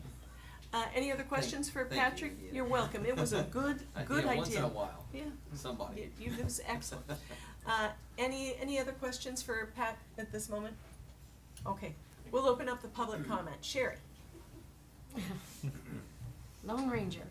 I know, I can't believe it. Neither can I. I think well. Sherry, pull that microphone down to you. There you go. I know, because I'm shrinking. So, I'm Sherry Smith, and I live on Egret Street at 180. I've been there for 35 years, so I've seen a lot go on this property.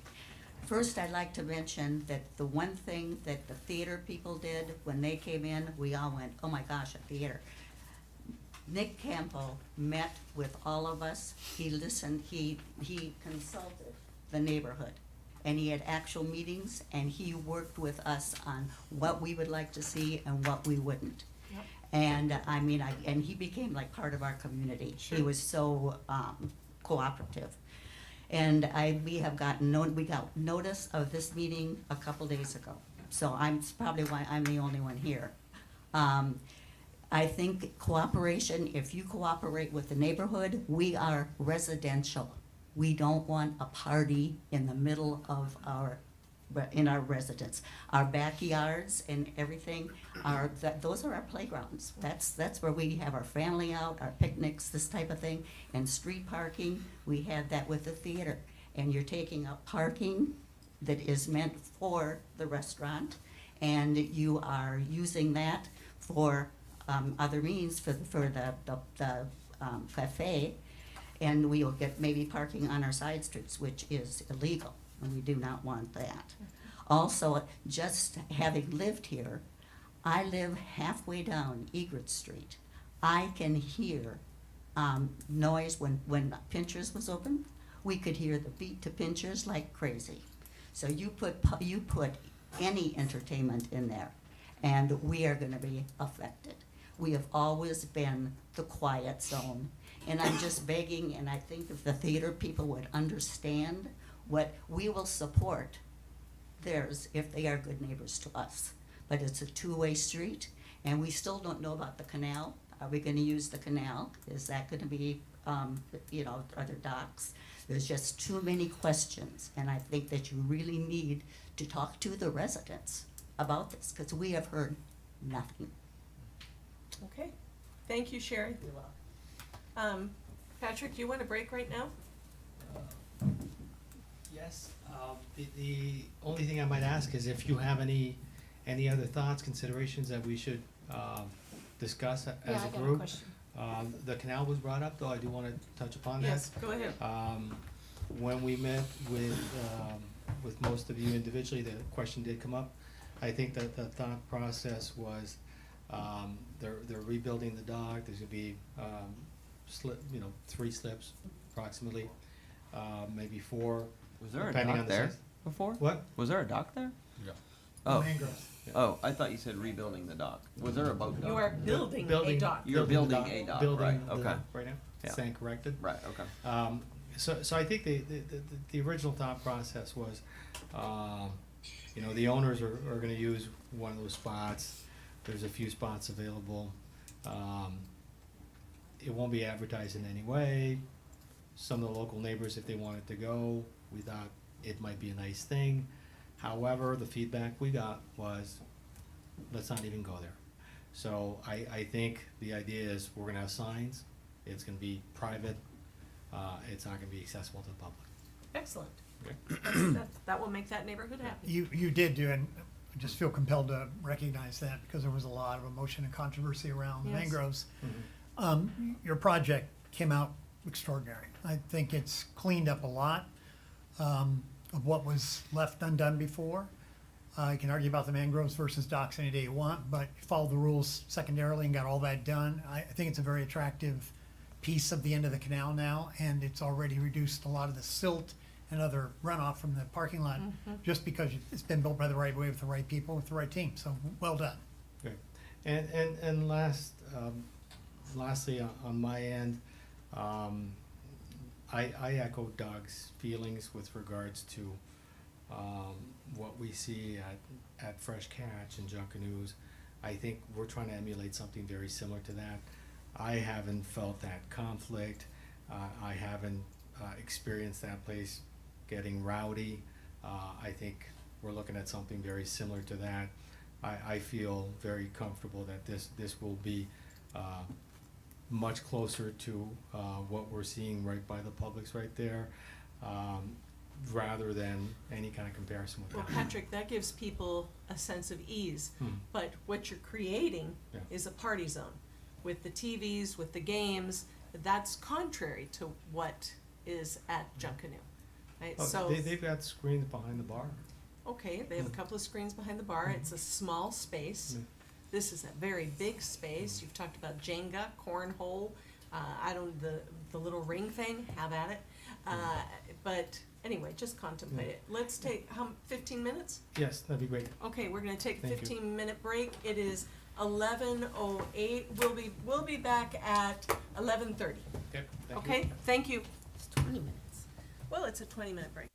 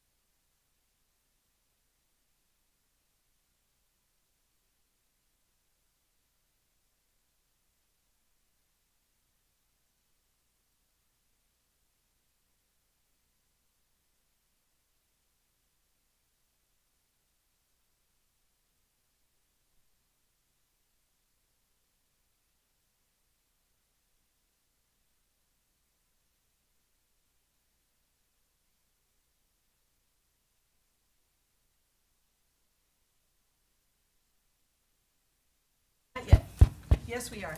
Okay, we have reconvened our meeting. Thank you all for the break.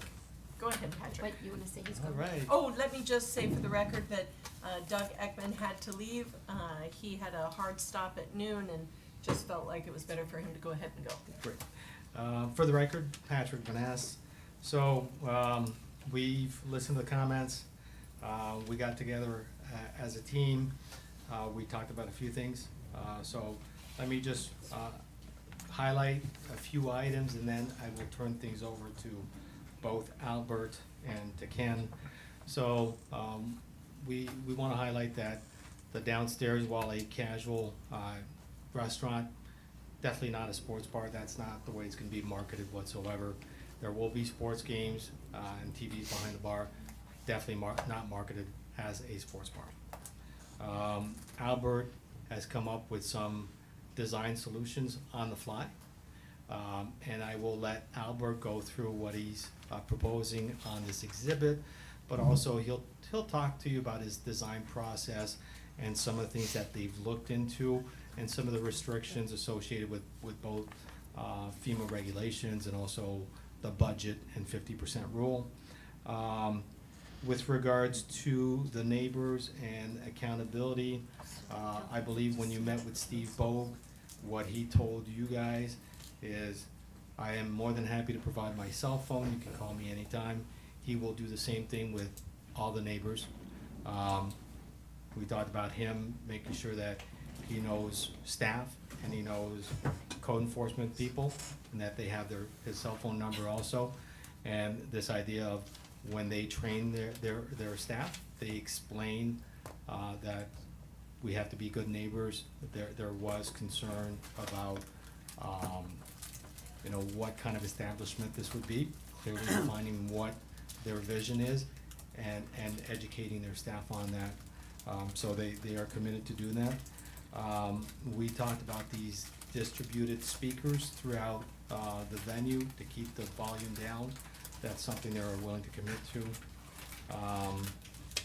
We talked about the private docks, making sure that there's some signage there. Those are kept private. We did confirm that there will be no cornhole, because even if you wanted, there is not enough clearing to be able to play cornhole. But some of the other thoughts that they've had, and again, in dealing with a very big space and how do you make it interesting, how do you make it work, they've thought also about a lounge area. So you're there with your friends. If you want to have a more private conversation, a little more mellow, you can maybe go to the lounge area. Albert will talk about that. And then, along the cornhole idea, I think we want to reiterate this is a lot less, active, noisy games and a lot more like trivia kind of mood that we want to create. And last but not least, what I'd like to leave you with before I turn things over to Albert and Ken is what I'm asking is, and we understand all those concerns and we want to be good neighbors. I'm asking for a little flexibility. So when we're thinking about how we address these issues and how we move things forward, and we'll be having the same conversation with council, is we ask that you give this business a chance to get off the ground, be successful, and have some flexibility. We believe there are multiple solutions. We've just talked about some. We think a lot of it can be addressed through design. But that flexibility to give them a chance to get off the ground, to be successful, to really get their bearings in the first year. So when we talk about something like potential, the window of potential live music, it's a window. I think we all understand that there's not necessarily going to be music every single day. There will be more in season than off season. We all understand that. And weekends will probably have a little more, but this is a window. And I think, again, within their first year, they're going to see how successful they are, what people are expecting, and they'll make adjustments along the way. So what I'm asking is, let's not put too many handcuffs on them that will make it more challenging for them. I'm asking for a little flexibility, a little grace towards the owners to give them a chance. So with that said, I'll turn things over to Albert, and he can talk about design solutions.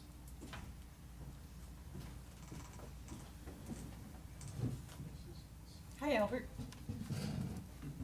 Still good morning. Good morning. Albert D'Ambrose, Studio AD architect for the record. Just a little background on how we got to where we are. Obviously, the building was built in 1999. At that time, the flood maps, this was an A zone. It's been an A zone all the way up until the flood maps changed in November 22 after Hurricane Ian. A sliver of the front building that's on the stereo turned into a purple zone, which is for us as a velocity in the flood zone maps.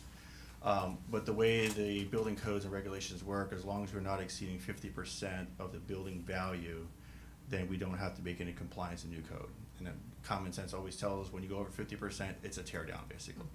So the goal is always keep it in state building. This building is a very strong building. There's concrete piles, concrete walls, giant concrete beams, which hang low. If you've been there, this is why we're just saying that you can't play cornhole there. The beams are so low, you're not gonna be able to get the distance. I've done it.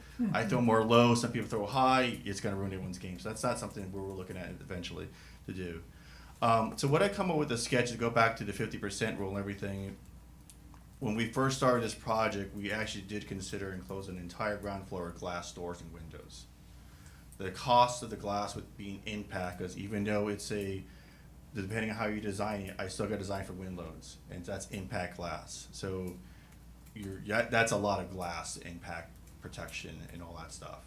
So that also takes it away with having an open environment. So as this project evolved, we moved into more or less where can we put things that act as buffers.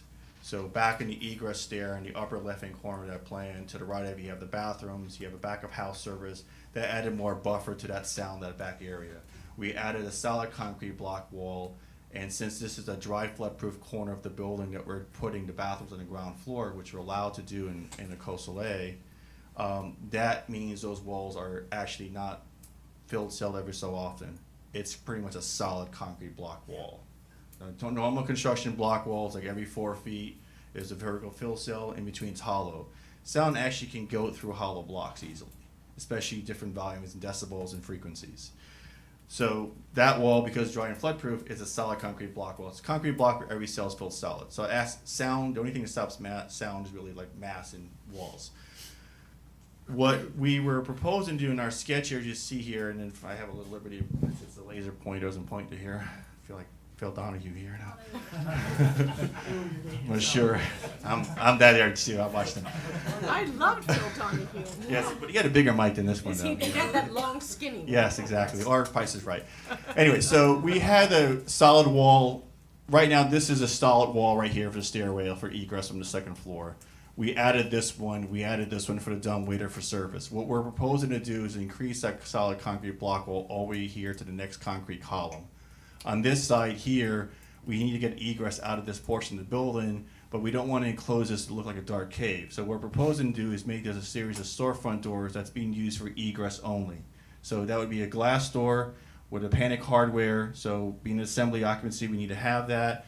Have a little bit of glass, that's impact glass. And nowadays impact glass is not like the old glass where you sneeze and shakes. This you sneeze, it's nothing gonna happen. This is solid, so it's gonna block a lot of sound basically.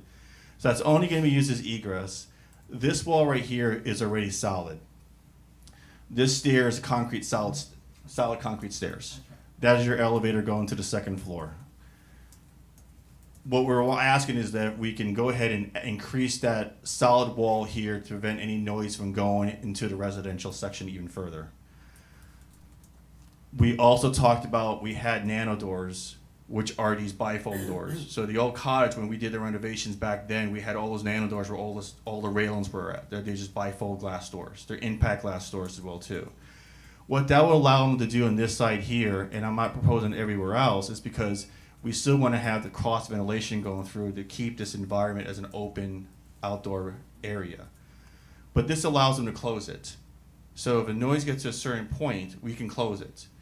They can open it if it's not a loud event. You know, so how they manage their business, they can help them, gives them that flexibility to open and close that thing. So they're willing to go ahead and add these glass doors here and here. And when that section glass doors, that's a pretty huge commitment as well to the cost. That still will keep us below the 50% as well too. Obviously, in storm events, we keep those all open. We wouldn't close them, so they won't get damaged as much as what they would. The purple line I'm proposing, there's a little highlight here, was a comment that came up, forgot who asked for, about how do you control people leaving with a drink. There's also the dine and dash thing as well too. So one of the things we'll also talked about before was not just landscaping, but we can put a railing all around this edge here so that no one can leave that way, no one can enter that way. That's good. The forced entry and exit is coming through here. And also, when we were talking inside, it helps with management of the place. You have a controlled ingress and egress, the main entry. And then, of course, you know, you can still maneuver it back and forth. We would still add some landscaping around the perimeter because we still have development order things we have to comply with. There's original landscape that was there. The place is kind of barren now because of all the lost damage and vegetation. So landscaping can also be brought back up. We can also update the rendering to reflect that as well too. But that's kind of the concept as far as helping to minimize the spread of sounds. Also, we've been working this project for a while now, and we've actually submitted for a development order, I think about a week and a half ago. We've worked on a construction document, so we're basically 50% done. What we're at right now is at the interior design level phase. Sound is an issue, of course, because it's a concrete floor, it's a concrete floor system above. We're not leaving it like that. We are not putting a system like this, but we are going to put an acoustical systems in there because you cannot communicate in there. Like, we can hear each other clearly here because there's no reverberation of the sound. But with the concrete, you won't be able to hear each other. It'll be a 3-second delay before you acknowledge what someone sees. So for the enjoyment of the space, for the successful of the business to succeed there, we have to put acoustic panels. But also, we're trying to dress up that ceiling as well too, because we have to install turtle compliant lights, sprinkler heads. We have to modify certain things. We're trying to hide the plumbing traps from below. If you go there, you'll see all those things hanging out. That's not appealing for a business. So there's a layer of finishes that are going to be coming in to help minimize sound bouncing off all over the place. We're looking to, again, like I said, add additional solid walls to help mitigate that process. You instill such confidence in me. I try. You do a darn good job. I'm so happy you're my team. Hey, you be quiet. Now, I had the opportunity to spend some time with Albert the other day where we got to really meet each other, and I'm just terribly impressed with you. I'll take terribly as a positive word, though. It is a very positive word, Albert. Just other thing, too, about the purple area, too. That's evolved. It was never, ever going to be a sports bar. This was not going to be the home of the Iowa football game club or anything like that nature. This was another area of different type of seating. So where I'm just talking to Ken about being up in Ohio this past week. My wife's side of the family's from there. And a lot of the wineries and stuff of that nature, a lot of trivia, different seating, Connect Four for the kids, a couple games and just for the kids that can occupy where adults are doing things. This could be a place that has that opportunity to allow that space. It also is an opportunity that we can put a screen on one of those walls and have the kids have movies projected on that wall on the ground floor while the adults are doing adult things in the front half. They're in the back half, they're close to the bathrooms, they're in the quiet zone, they're in the safe zone. They're not going to escape because that panic hardware is going to be alarmed. So that's the warning that says only press for emergency. So these are things that we've discussed internally. We're getting to that point in finishes. But we feel we're going to definitely take care of all the concerns and not make any conditions worse. So now I'm going to take away my scrambled merchandising theory because now that makes sense to me. That's your same customer. That's your same customer, it's just on a different day. That's your high-end steakhouse family. Now they're bringing the family in, and it makes more sense to me. And the rendering, the deck that's outside, and if you're looking at here, you'll see the rectangle columns on the bottom portion of the screen there. That is all be proposed to be a concrete slab, so it's not a deck. So it's not where you're standing there and have Trex board and you're looking down. That's going to be a waterproof, solid concrete poured deck. So when you're sitting up there, the sound's going to be a lot more reduced as if it were an open deck, like a dock, basically.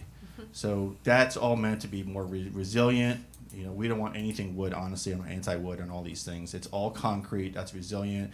The above structure is all aluminum. It's all powder coated aluminum. There's all these prefabricated structures for all the outdoor decks. What do you two think that live on that street with these changes? Jim? Congratulations, and I say that back to my culture comment because you're listening, you're responding, you're being creative, attentive, unemotional, the things that we like working together in this community with folks like that. I think this made great progress. For me on the street, literally the closest house, we've waited a long time for this to come alive. This building's important to our neighborhood because it exists already. And sitting there empty is a whole different statement than what you're proposing today. I like the changes you made. I agree with the individual with the comments about community conversation. I've spoken to this team a couple times personally that so many things could be resolved by just having some time together and buying some popcorn and talking to each other about our concerns.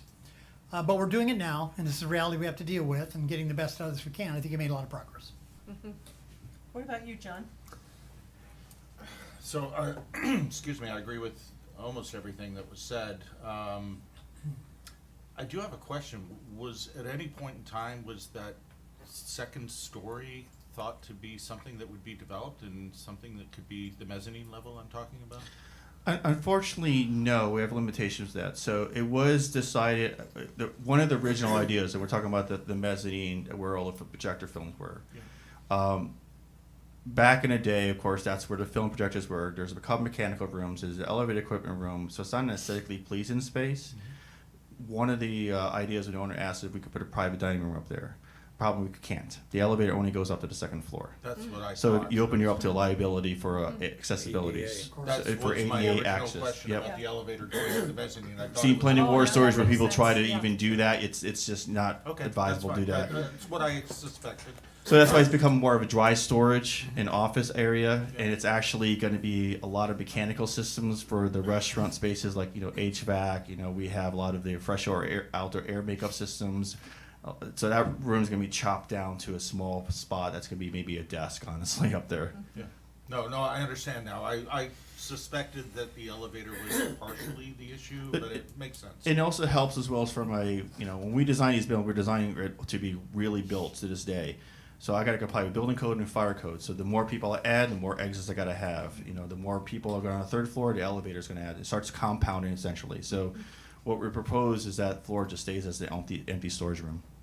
That makes perfect sense to me now, and I appreciate that explanation because it wasn't clear before. John, how about the changes to improve sound travel? So I'd like to make a comment first. Number one, I applaud the owners for working with yourself and the neighborhood group, having local representation that understands the needs, desires, the culture of this island.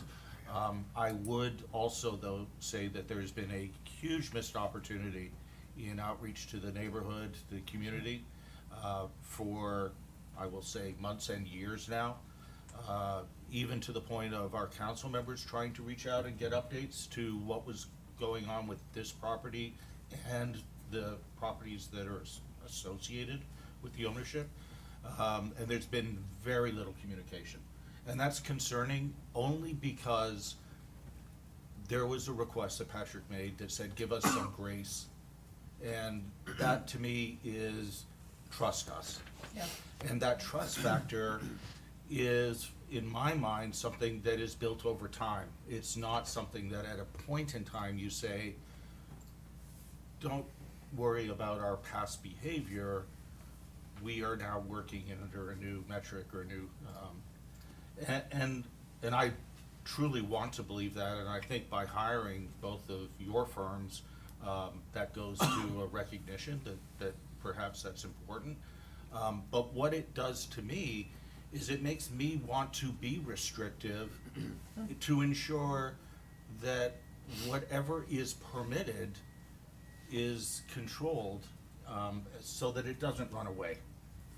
And I understand what we have in front of us is an agreement that sets sort of the framework and the boundaries in which to work beyond, but I'm less permissive than I would be if I had that feeling of engagement all along. So for that reason, I do applaud the changes that you're making. I think they reduce the impact on the neighbors, the walls, the landscaping, the railing around, all of which I think are very, very positive. And I think they do help the project. The stated intention of not a sports bar, while admirable, is a stated intention. The fact that the ceiling is too low to play cornhole doesn't preclude some other game like that, right? So those are the things that I'm struggling with right now. And we haven't even got to the parking, but that's another issue, right? So I see the changes that you've made.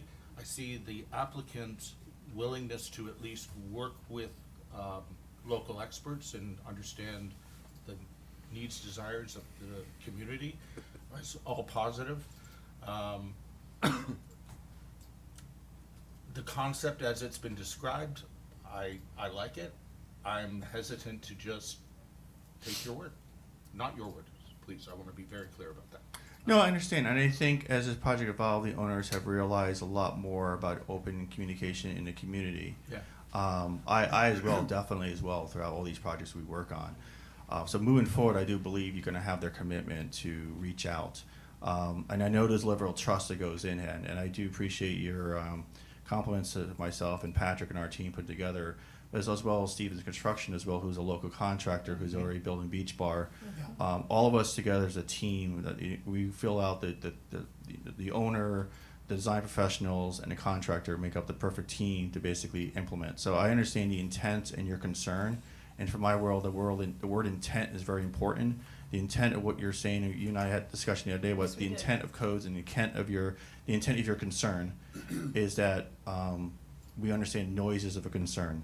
So the last thing we'd want to do is advise them if they come to us and say, we need power here for all these, big giant gadget video game machines. We're obviously going to tell them that's not going to work. It's obviously built into the documents and all that nature. But as well as we continuously advise our clients as to what's been heard. To see the team that has been put around you, I guess I would say. It is, yeah. Jim, are you still? I'd like to just quickly address John's comments, and John, I'll take part of the blame for the communication. Our clients come to us and ask for direction and guidance.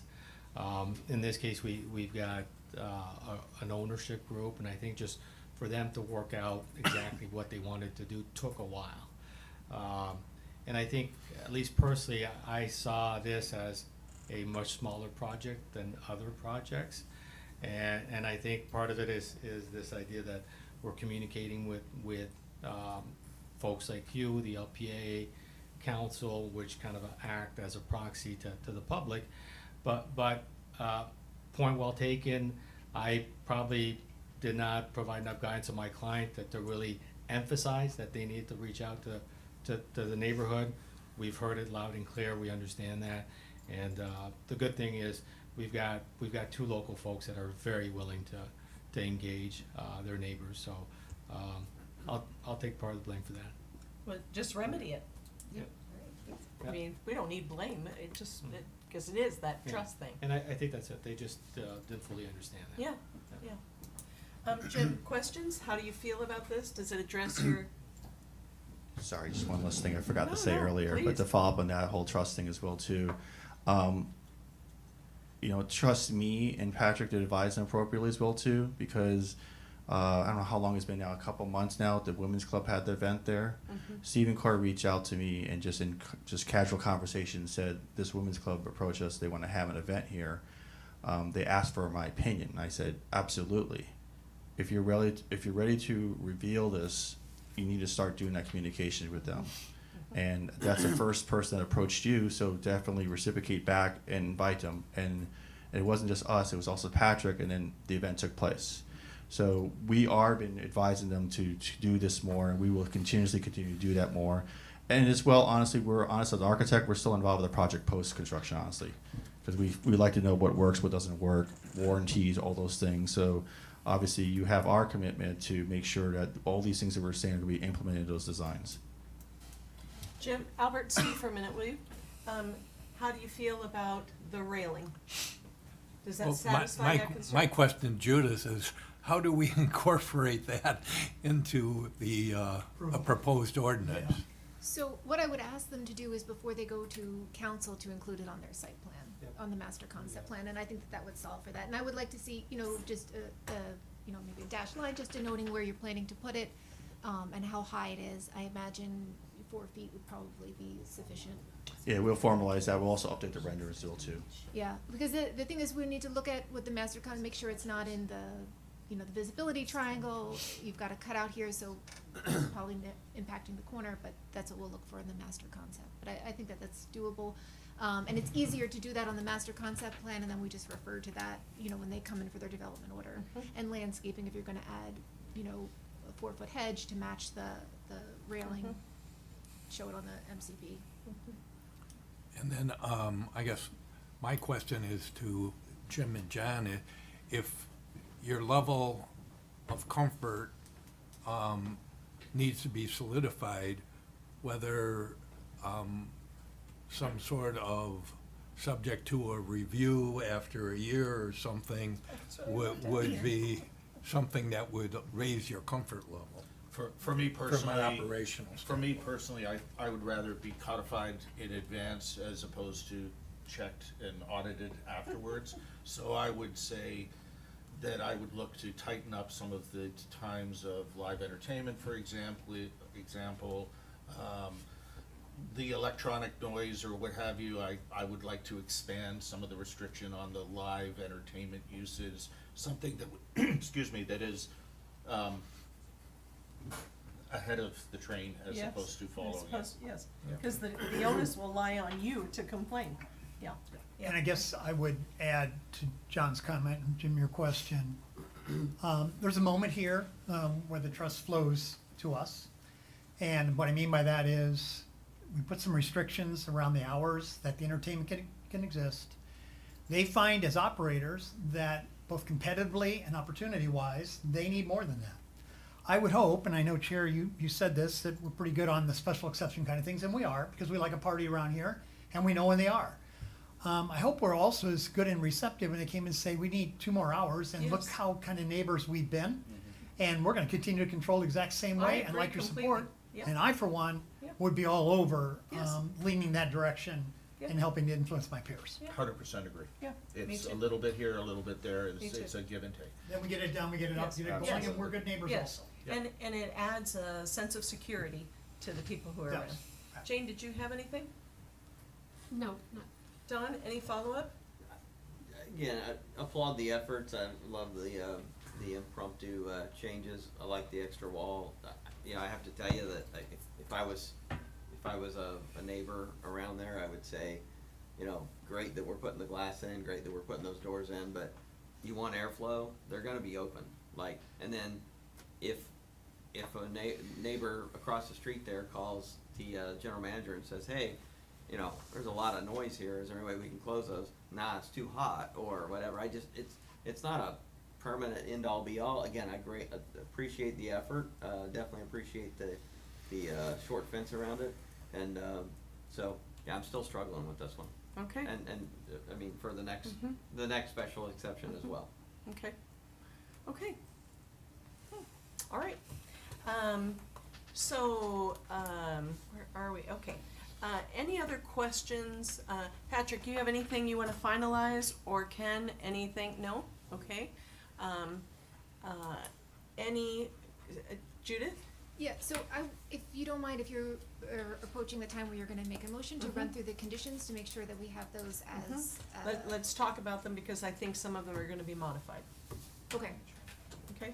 So, and then, the conditions of approval would go with all 4 elements of the special exception. You could approve or deny any of the 4, but it would be contained in all that you approve would be Correct. contained within one resolution, so the conditions follow all of the, Okay.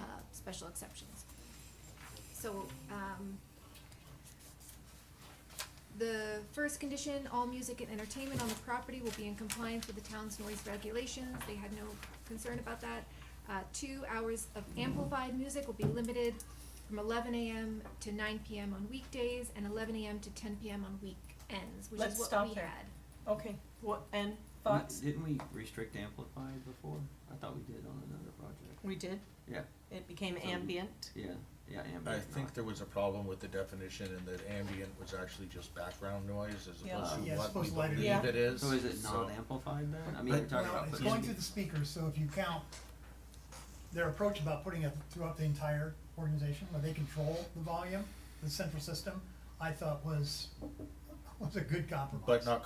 But not codified yet. Absolutely, great, it's not in the document, it's just an offer, but So I does thought that that mean- was how I saw it was mitigated. So does that mean they wouldn't use an amp? Because an amp would still amplify even if they were using I think the speakers. difference, Don, is as opposed to having a musician with an amplifier or a couple of Sound system in particular, stand speakers or what have you, you've actually got it installed into the facility and therefore it's controlled by them and it's, instead of just being broadcast Right. from two Great move. places, it's everywhere. So I would agree with that. I think these hours, personally, I'm fine with them. They're not what the applicant requested, but I think these ones are fine. You're talking about the one staff recommended. The 11 staff to recommendation 9 in the weekdays, conditions. 11 to 10 weekends. So should the beginning of this approval say, all amplified music will be controlled by an on-site integrated system? Yeah, integrated. Yep. Yeah, building integrated system. Right now. You know where we're going there? Mhm. So all amplified music throughout the building will be controlled by a system integrated within the building, and the hours of amplified music will be limited to blah, blah, blah. Is this And- where we cover the single duo or no? Yeah, we should probably include that too. And should be limited to, Solos and duos. yes. We could just say no more than 2 performers. or And drums not permitted. And drums not permitted.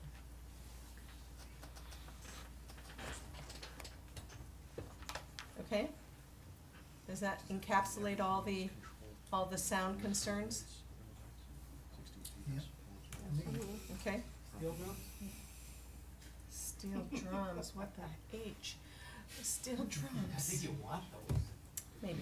We'll have them there. Okay, next one, Judith. No consumption of alcohol shall be permitted outside the entertainment and seating area as depicted on the plan. Let's say, can we say as depicted on the plan Revised. modified by Albert Dambrose in the course of the meeting? Because now you've got it, you're really not supposed to come Yeah, up here, I mean- you know that, but go ahead. Sorry, so Go ahead, just, Patrick. if I'm gonna say what he's gonna say, so the language change suggestion that Pat brought up during his presentation, Uh-huh. I don't have a problem with this. It's just to clarify, you're not gonna be able to drink in the parking lot, right? So we're gonna, the entertainment area, We're outside the fence. So, Ms. Chair, just, given that we don't have an attorney today, we do reserve the right to rebut and course. address some issues. But this issue, we are gonna have, by the time we get to council, I think you can have your condition per the plan, and our commitment is that we will revise the plan according to what you're seeing there. Perfect. So we don't need the Love extra it. language. Bravo, bravo, bravo, bravo. Okay. So the next one is about games. Games in the,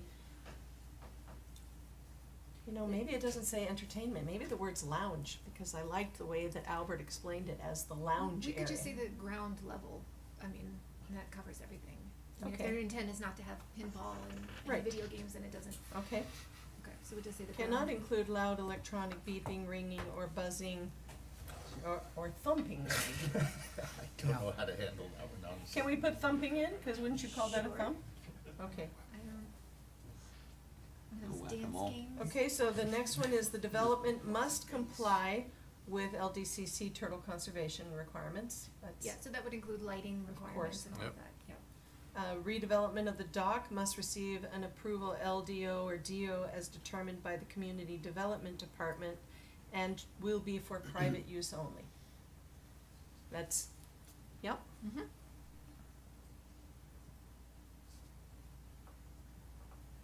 The dumpster enclosure shall be refurbished in coordination with the solid waste carrier to allow closure of the doors.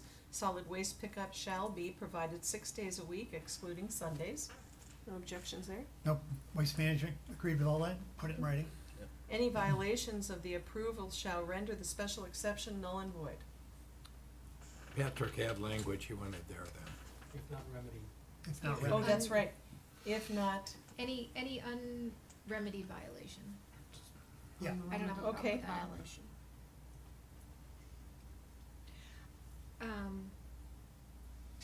I did wanna note, I mean, this proposed version, they will need to resubmit to staff prior to town council. I'll have our floodplain reviewer take a look at it, just to make sure that, you know, our regulations on the same page as what Albert presented.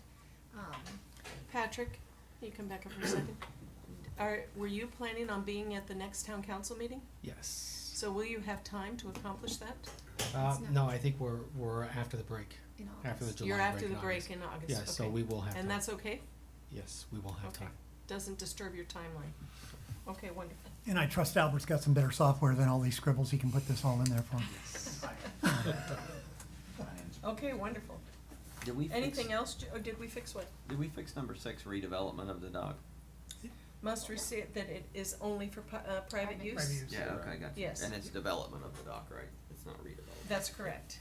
It is development, not redevelopment. And that's, except for landscaping, et cetera, it's done anyway. Yes, that's right. Oh, the dock's done? It's Yeah, done. it's Oh, done. is it? I mean. Yeah. Yeah, it's completely done. Okay. But Then you do I'll- wanna add restricted to private. It does. Restricted, Yeah, yeah. yes. Yeah. Okay? John, is that your canal? Is that the canal? It is, yeah. Yeah.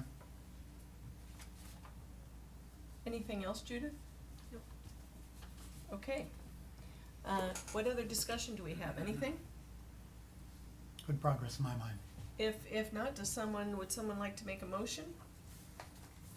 I would do that. I don't have the material sitting in front of me.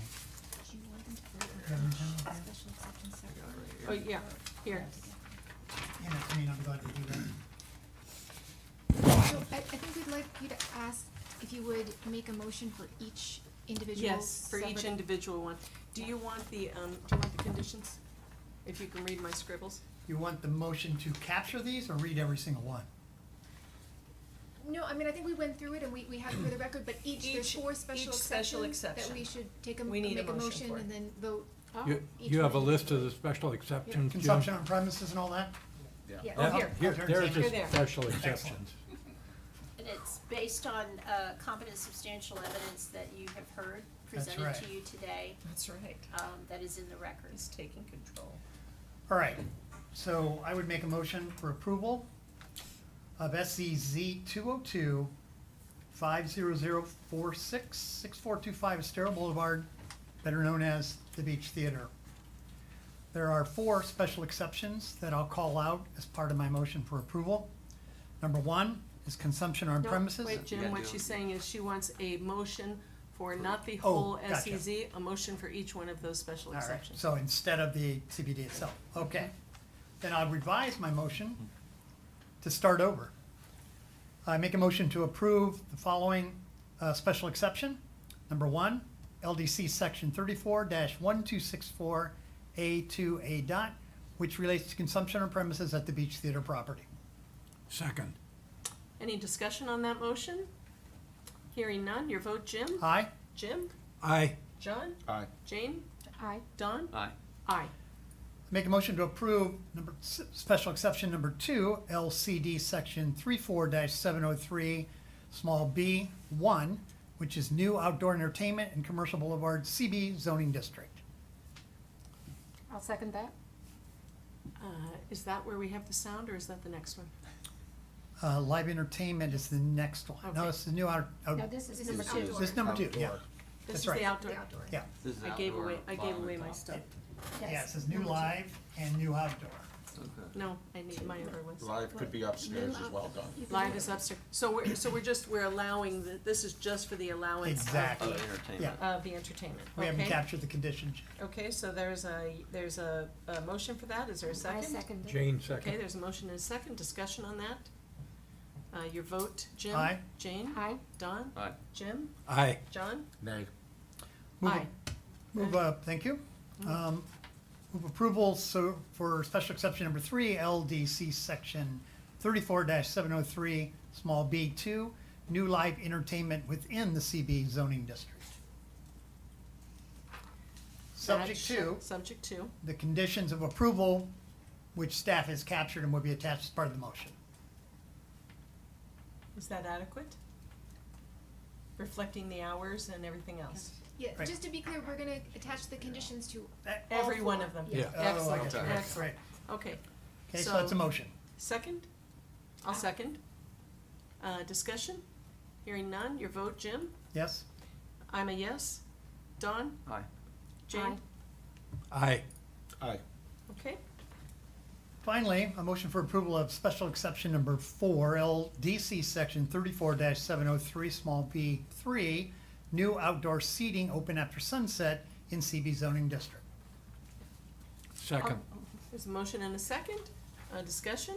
Your vote, Jim? Aye. John? I'm sorry, Jim? Aye. John? Aye. Jane? Aye. Don? Aye. Aye. Okay, so all but one passes. No, all of them pass. They all All of them pass. pass. The One one is not Unanimously. unanimously. Okay. All right. So now so the SEZ 202-50046 doesn't need a motion? No. Okay, because we just did all of them individually. Okay, excellent. All right. Next up. What we will do moving forward is we will take that number and assign it and. To each one of them. Right, Oh, yeah, good. like an Perfect. A, B, Yep. C, D. Great. Okay, and thank you all so much for all of the clarifications you made, that was And the excellent. compromise. And the compromises. Next item, VAR 202-50047, 6425 Estero Boulevard Beach Theater. A resolution of the Fort Myers Beach Local Planning Agency approving with conditions or denying variance application VAR 202-50047 for the property located at 6425 Estero Boulevard, generally identified as strap number 344624 W40046.0000 in Fort Myers Beach for a variance decrease the number of required parking spaces from 115 to 33 parking spaces and a bicycle rack for a restaurant, cocktail bar, and entertainment area, providing for Scrivener's error, severability, providing for an effective date. Okay, Judith. Judith Frankel with Community Development. Again, I wanted to note that there is an error in the resolution which calls the property in the Boulevard future land use category, and we're gonna correct that to reflect the mixed residential. Mixed-use residential. Future land use category. The property owner, Estero 4148 LLC, and their agent, the neighborhood company, are requesting a variance from Land Development Code Section 34-2020 for the property at 6425 Estero Boulevard. There are 3 portions of that section that require variances as part of this request. So section 34-2020 B2 requires that new uses in a building must provide code required parking. This is something that not all communities do and is something that, you know, we may consider altering when we get to our land development code rewriting. Typically, if a property is being redeveloped, they don't have the ability of adding new parking to a specific site. So this requirement can be difficult when we're seeing a redevelopment. In this case, it is, while being a new use, they're also utilizing more square footage for that new uses on the property. So they're decreasing the amount of parking that was there previous. So they're increasing the square footage being used for commercial purposes and decreasing the available parking. Section 34-2020 D2H requires restaurants to provide 8 spaces per 1,000 square feet of total floor area plus outdoor seating. So there's more outdoor seating. I don't think there was any outdoor seating previously, so it's a new use. Our code looks at total square footage when calculating parking. there's other ways to do that. What you'll see in the narrative that the applicant proposed is when looking at the actual floor area, because it's a pretty large building, the expected amount of parking is quite large. And what they did, they provided a second table where they excluded a lot of the storage and hallways and kind of other portions of the building that are not really being used for the restaurant, and gave you a smaller number that would be, you know, probably more in line with what would be expected for the property.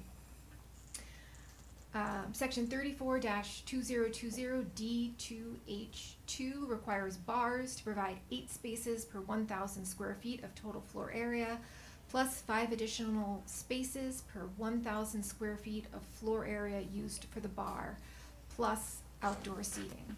So because there's a restaurant and a bar, it's additional seating that the code, additional parking that the code requires. The applicant is proposing to provide 33 automobile parking spaces, 2 bicycle racks, and 4 golf cart parking spaces. Where in that second table that you saw, they've calculated 115 parking spaces. Our code does not give any kind of credit for golf cart parking, so we have not discounted that, and we only give a credit for 1 bicycle rack that accommodates at least 4 bicycles. The parking lot adjacent to the building is existing and would not be possible to add parking spaces to that parking lot without a substantial cost. However, the conditions justifying the variances are the result of actions taken by the applicant, as the building previously had parking spaces on the ground floor under the building. The proposed new use of outdoor entertainment and bar will occupy the previous parking area. The lack of parking on site may be injurious to the neighborhood, as it may result in people parking where they are not allowed, specifically on Curlew Street or Egret Street, or in the condominium parking lots on the opposite side of Estero. Staff recognizes that the parking code is in need of updating. However, the reduction requested may be more than what is appropriate without some mitigation, such as valet parking.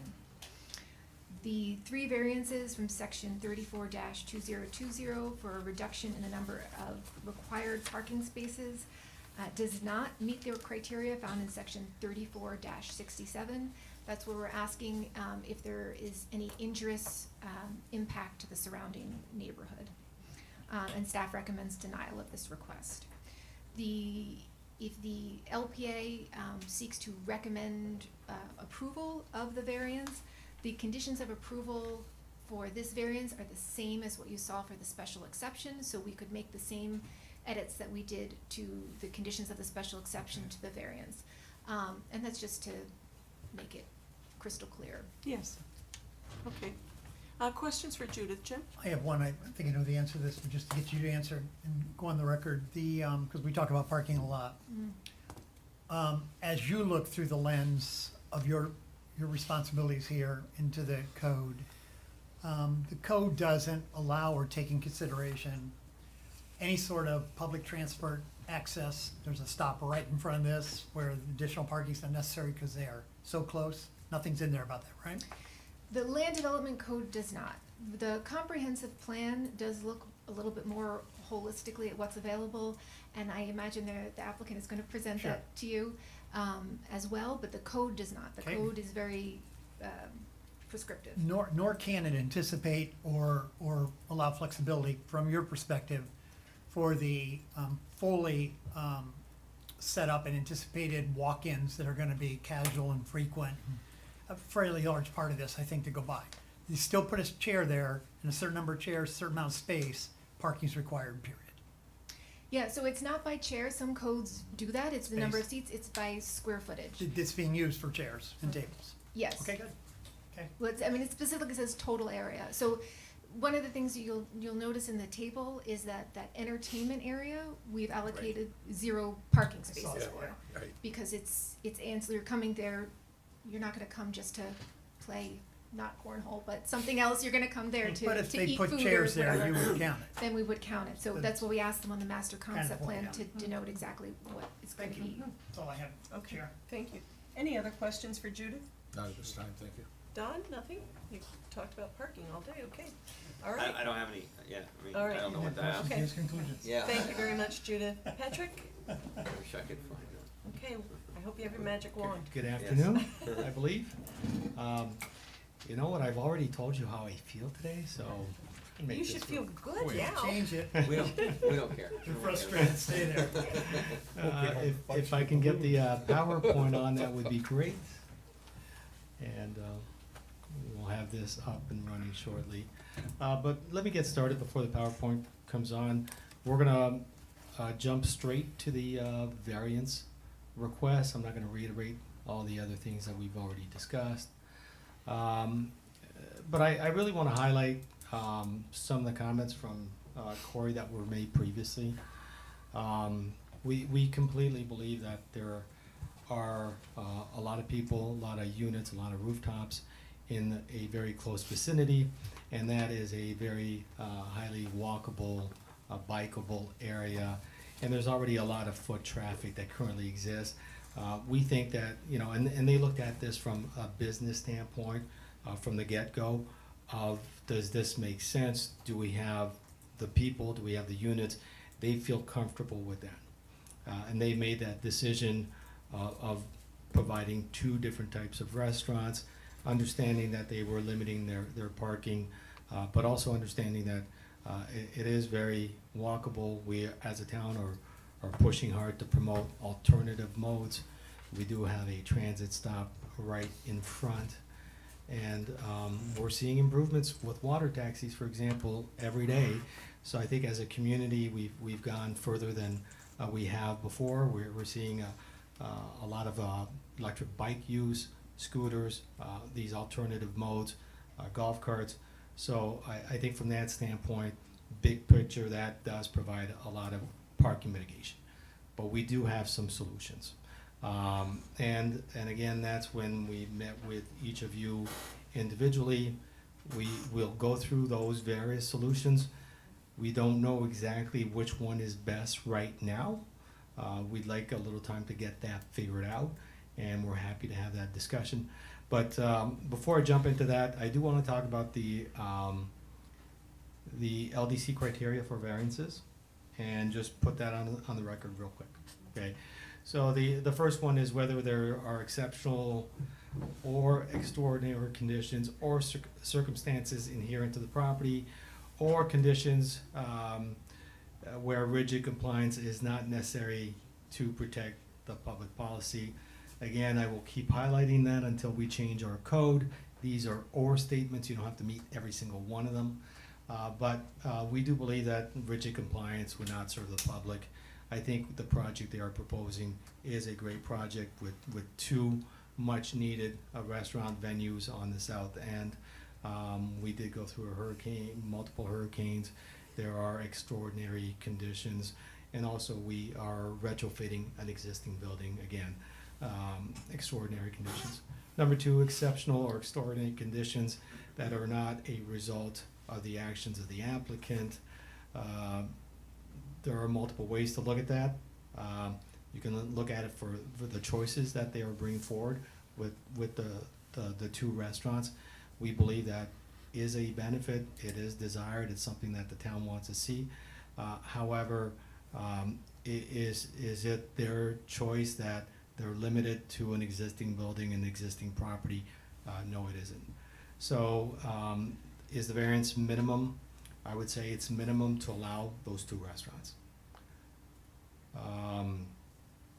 Whether granting the variance will be injurious to the neighborhood, we've talked about this at length with the special exception. We believe that the mitigation that we're putting in place, buffering, physical design barriers, operational limitations, will create the required compatibility. And lastly, is the variance so general in nature that this should be dealt with a change to the land development code instead of a variance. No, this is very unique to this property, so that's why we're here today. So we'll jump into the actual parking variance. Also want to reiterate that we are asking variance from 3 code sections, but it's all one request to reduce parking. So as we've discussed on multiple cases, our code needs to be updated, especially with, you know, I think a lot of codes throughout the country need to be updated to look at parking and transportation patterns that exist today. But even more so on a small barrier island with a lot of visitors from out of town. I think we really need to study our code when it comes to parking and make some serious adjustments.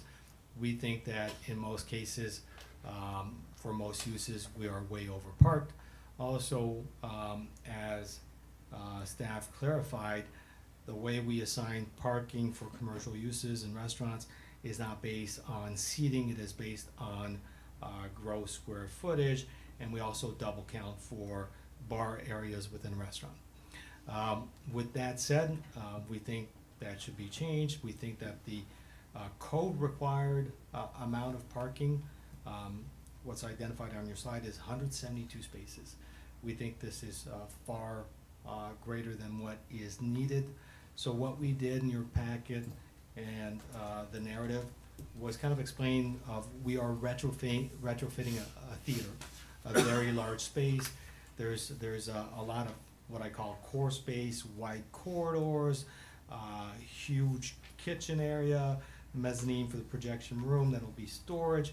So those are not gonna contribute towards the parking needs of the facility. So what we did is, and we created, I thought I had another table that reduces the square footage associated with some of the restaurant uses.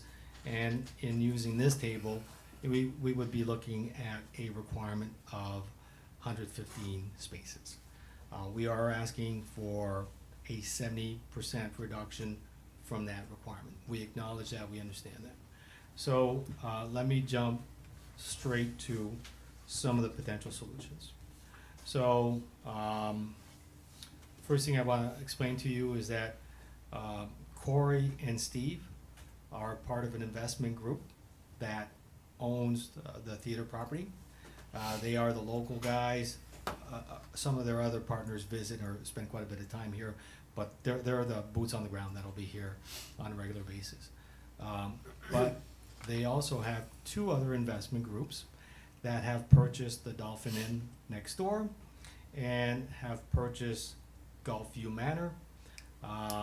Some of the same members are part of these groups, but they are distinct, different LLCs with some variance on the ownership. So, understanding that they own those 2 other properties, it does provide a lot of flexibility, a lot of opportunity to park off-site. So one of the first things that we have looked at is if you look at engineering manuals, the IT manuals that are used by traffic engineers for parking, for transportation trips generated by different uses. Typically for a resort or a restaurant, there's a high percentage that's assigned just for employee parking. For restaurants and resorts, it varies in the 20 to 30% of the required parking is for your employees. So one of the things that we've talked about is they've got the adjoining properties. Gulfview Manor is underway. They've got plans for that. Dolphin Inn is still an unknown. It's the closest property. It's a property that they could use immediately when they open to put all their employee parking on that property. Again, long run, it's different. We understand that. They haven't decided exactly what they're gonna do with that property, but there is still an opportunity when it does redevelop, and we're looking at least 2 years out before any improvements are made to that site from a redevelopment standpoint.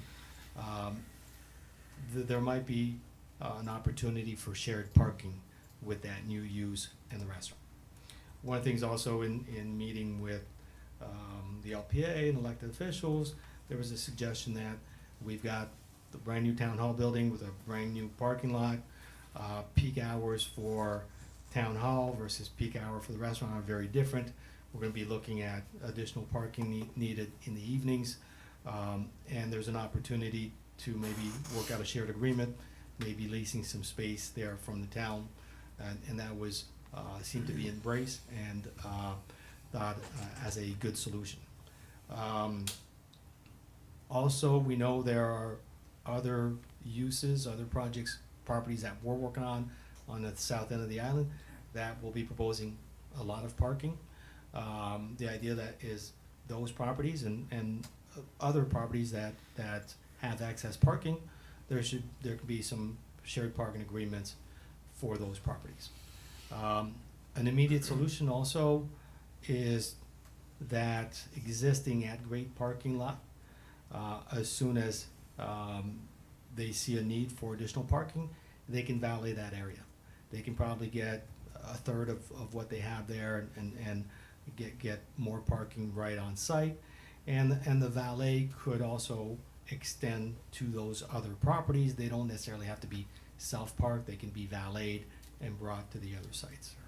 So those are all the various solutions that are available to us.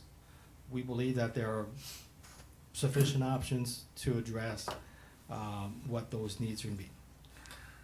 The biggest concern from the ownership group is they do not know for sure what their need will be. We know there are solutions. As mentioned, if all goes as planned, they're going to be reopened towards the end of season or the second half of season. I think the first year for them will be a learning curve. They're gonna figure out how busy they are, where people are coming from, how much their parking needs are, and they're gonna have to adjust and be nimble and adapt to that. Again, we hope that just the foot traffic will make them plenty successful. They know they may need to look at other solutions. So what we were hoping to get from the LPA was, let's have a discussion. We know that we need to address this. We get it. We would like most flexibility possible moving forward, or at least in the first year, to really figure out what's going to be needed and what the best solution is. So I'll leave it at that. We're happy to hear your comments, maybe your suggestions, and we will consider that. And the challenge becomes, as mentioned, how do you craft conditions that still provide that flexibility? So what's your suggestion? Be Jim Inc. for a minute. So I think from a condition standpoint, if we could limit it to all employees parked off-site, when this project opens its doors. And again, we know that within 2-year period, Dolphin Inn might be rebuilt and that would have to be re-examined. We get that, but that's a commitment we can live with. And I think the idea is also implementing valet parking as soon as there's a need. They start valeting the property, valeting their existing property. And again, the Dolphin Inn will have additional space, not just for the employees, but they can start valeting there also. So I think, to me, that provides an assurance in the long term, in the short term, and in the longer term, we have multiple solutions. What do you think about that, Don? Couple quick questions. How many seats, you told me, but I can't remember. How many seats upstairs? We did the math. So I can pull up the email that we all got from one of the adjacent neighbors that had done the calculation, but the numbers that were presented in the email from the neighbors were accurate. We counted all the seats, just like that neighbor did. What were they? I don't remember. I think it was a total of, between the upstairs, outside, and downstairs, 272 possible. 272. Yeah. What was And- upstairs? And that was, again, we can ask Albert, but I think those are a little conceptual at this point. Yeah. And it was presented in there to kind of give you guys a feel for the layout and how things will look. But those numbers were accurate. So you asked what I think, if this were my business, I'd probably open the upstairs with the parking downstairs, see if I had enough space to keep it full, keep my money flowing, and then I'd decide what to do downstairs. That's my opinion. The other couple of things that come to mind, you're always looking for a solution, Patrick, I applaud you for that. And the Absolutely. team. So I'm all for that. I've been thinking in my head, how does that happen? The Dolphin Inn, it never had enough parking when it was open. If it rebuilt in a similar way, maybe they get some parking underneath or something, but I don't know that they'll have a ton of parking there. I don't think Gulfview had a lot of extra parking either, so I'm still trying to get to, like, if we got 30 spots at the town, we're now kind of, if we got all 30, if we said, town, I wanna rent this from, for dinner hours, that starts to get you to where you were with the Beach Theater, if you take the bottom. But even when the Beach Theater was maybe not full, but mostly full, they were full in parking. You couldn't always find parking.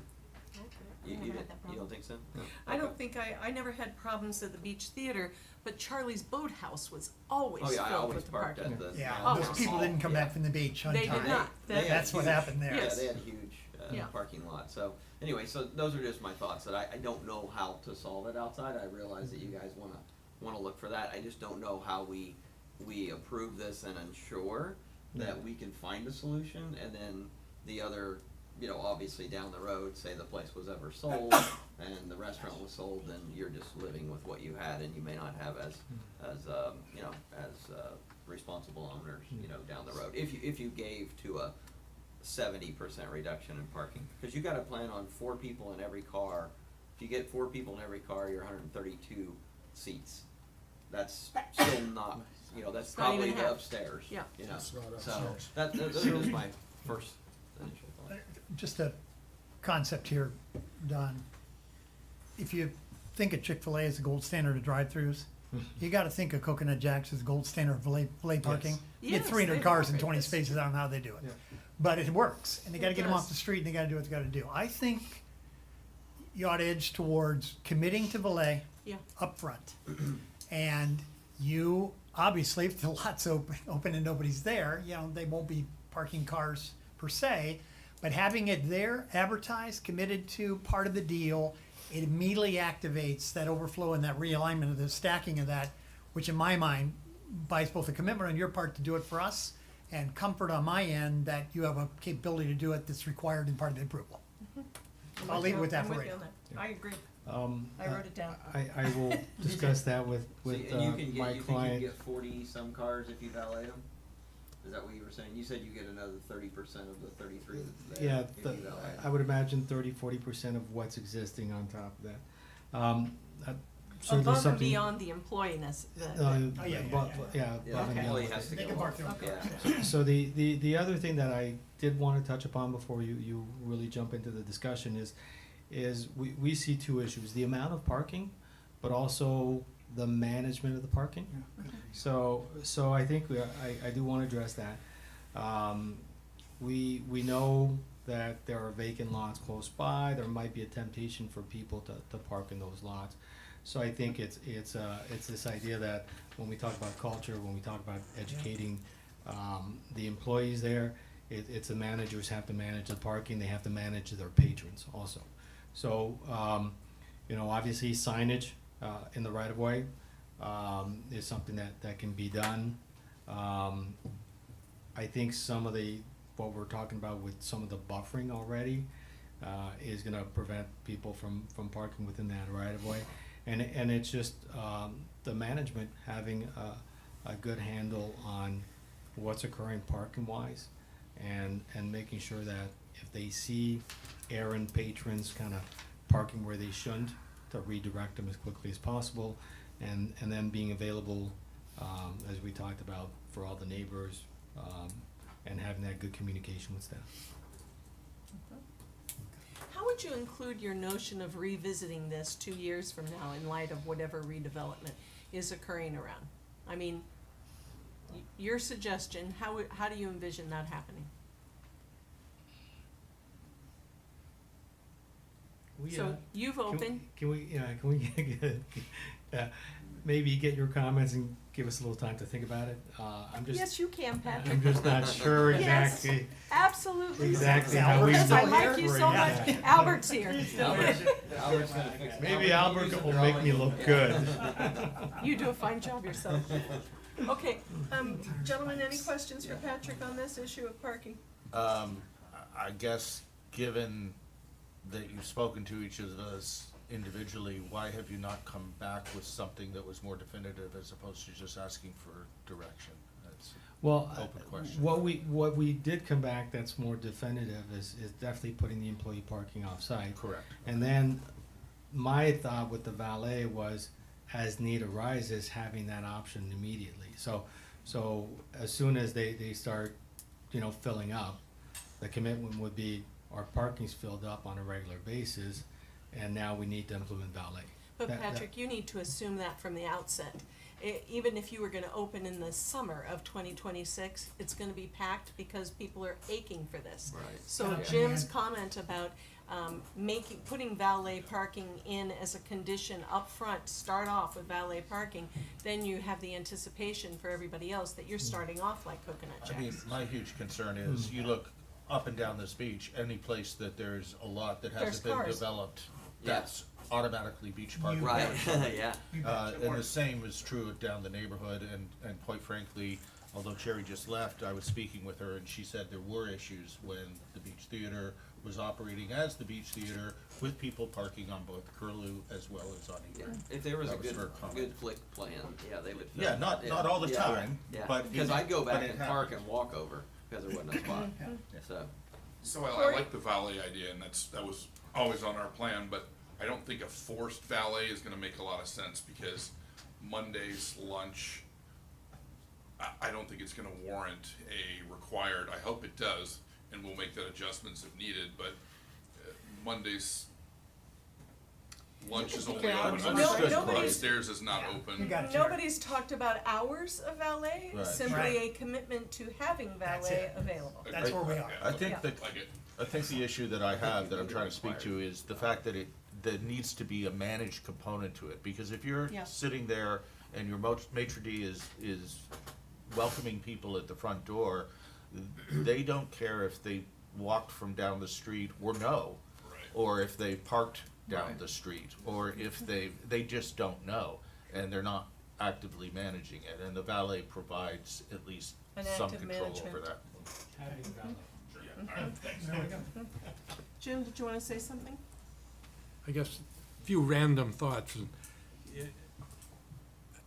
I think we've lost track of the fact that you've created your own hardship here.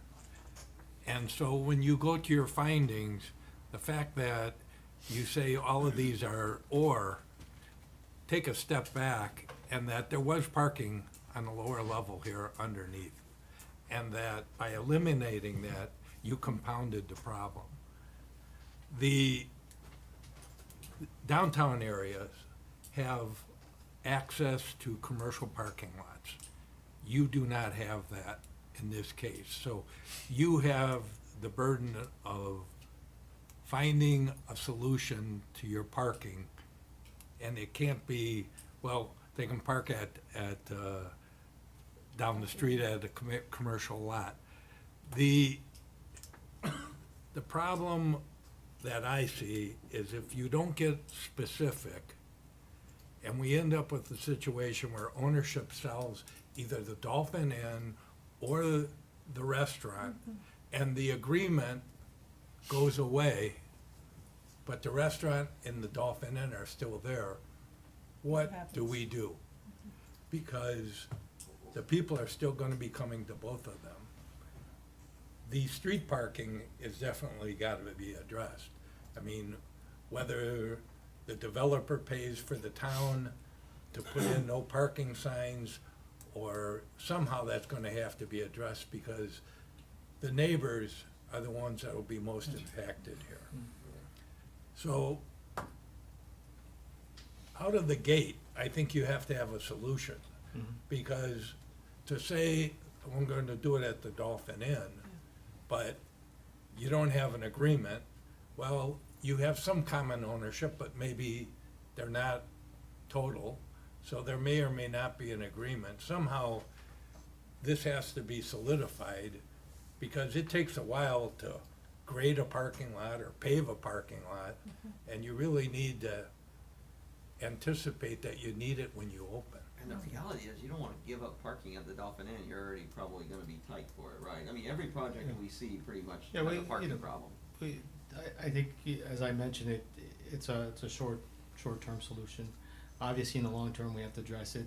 I think anything at the Dolphin Inn would most likely Right. be elevated and would have Right. parking underneath, which would be more parking than they have before. And just to address some of the comments, I think I fully acknowledge that, yes, we've created this situation by asking for 2 restaurants. But I think there is a desire and there's a need for these restaurants. So the idea is, I didn't say all the criteria was or, I just said the first number 1 is an or statement. The rest we have to meet all those. I think when you look at, is it de minimis? And it's de minimis to allow the use. And the thing is, I think the idea is if you say it's your own doing, then too bad you don't get the use. Okay, shame on us as a town if we tell people that are willing to open restaurants that they can't do it. And when we know that there's a huge population on the south end of the island that want. That's not what I hear. Yeah. What I hear everybody here saying is, let's deal with the parking. I think we've already approved the use. Yep. So, you gotta be specific. Yeah. How are we gonna deal with the parking issue? And there's 2 I think restaurants, we right? all think that it's underparked. Yeah, so I'll address both of those. So one of them is the management. And I kept my mouth shut when Ken was talking about food truck previously, and we had those discussions as a town. So one of the things that I wanna point out that everybody who might be listening and town officials is, would any of you dare go park on along Hickory Boulevard No. illegally? No, There is no way. Cause no, what would happen? your card be You, towed. you would be towed automatically. And people know that. And Yeah. people don't even try. It's a culture. Yeah. Do not It even is try. the culture, that's And, exactly right. and it is so easy. I've been part of businesses where downtown Fort Myers, we had an office. We had a tow company that gets paid by towing people. You pay just a flat rate, and they make money by towing people. They circle, they tow you, and they charge you, okay? I'm sure that's what happens down Hickory. They don't mess around. So we have solutions also for people parking illegally that we can look at as a town. That's one thing I just wanted to plug it in, cause it was so hard for me to keep my mouth shut while we had that discussion previously. The other issue is I think, if you guys would be okay with, the employee parking offsite, the valet from the get-go, and with this idea that when Dolphin Inn comes in with their plans for their project, that at the same time, we need to address a longer-term solution for this project. If that is something that would make sense to you, let me confer with my client, cause again, I'm just kinda going off the cuff here. But that might be Is Dolphin Inn leveled now? I'm trying to Yes. get, it is completely Yeah, leveled. it's one of those, There's a construction Construction parking lot right now. Yeah. one of those sites that got leveled, and we've got some good demo people because they leave those sites. All private Nice care and clean and contractors are in flat. there. Oh, okay. So. One other question, if I may. Yes, oh, please, John. Would you also entertain, discussion around, I don't know if it's bollards or rope fencing or something to help dissuade people with signage that the applicant would put up to ensure that it is crystal clear and uncomfortable to try and park along those side streets. Yes, You mean and all the way least- down the street? No, but along their property, because once you get past their property, right now, there's a vacant lot, which people park all over, Right. we know that. But up until their property line, at least, you could keep people away from the first 50 feet or Yeah, however just long it signs is. that said, parking in the, if you park in the right of way, your car will be towed. Yeah. And maybe that needs to be an ordinance adopted by the town council, so it says per ordinance, 1, 2, 3, 4, 5, 6. You know, there were some very bad towing days back in the day, but, you know, that hasn't been the case in recent years, but, you know, it may begin to be useful. Do you need time to confirm? Yeah, I think. I wanna add one thing Yes, before oh, they yes, go. please. So Patrick, think about the unintended consequences, if you will, of what you're suggesting with the Dolphin. And one way, we probably have some leverage right now, another way we may not. So what I mean by that is when that time comes, when Dolphin's preparing or whoever it's gonna be to come in here, either their condition of approval is gonna be providing a solution for the parking that's happening there today, which I'm not sure we can future encumber. And if not, then you have to give us some comfort that if that solution is not evident or available, what happens to your operation? And that's a stinging commitment that puts some teeth into a hurting ongoing operation, which you should have to take that risk because you're saying I'll fix it if need be. So I just want to get that on there when they come back. I was just gonna say Sunset. Sunset has a ton of parking. That's just an option for people to think about. Yeah. So does the Catholic Church, so does Santini Plaza if you've got some good runners. That's pretty A far. lot of You know, it is, but I mean, You get scooters. believe me, I have no idea Segway. where Cover Cosette belay if Jack's they bought parks their people. $100 in your store or something, so you get that plan. There we go. They're down the block across the street too. Sunset does have a good. Okay, we're gonna let's take a 10-minute break. It's 12:50. We'll be back at 1 o'clock. Great, thank you. Thank you, Patrick. And thank you, gentlemen.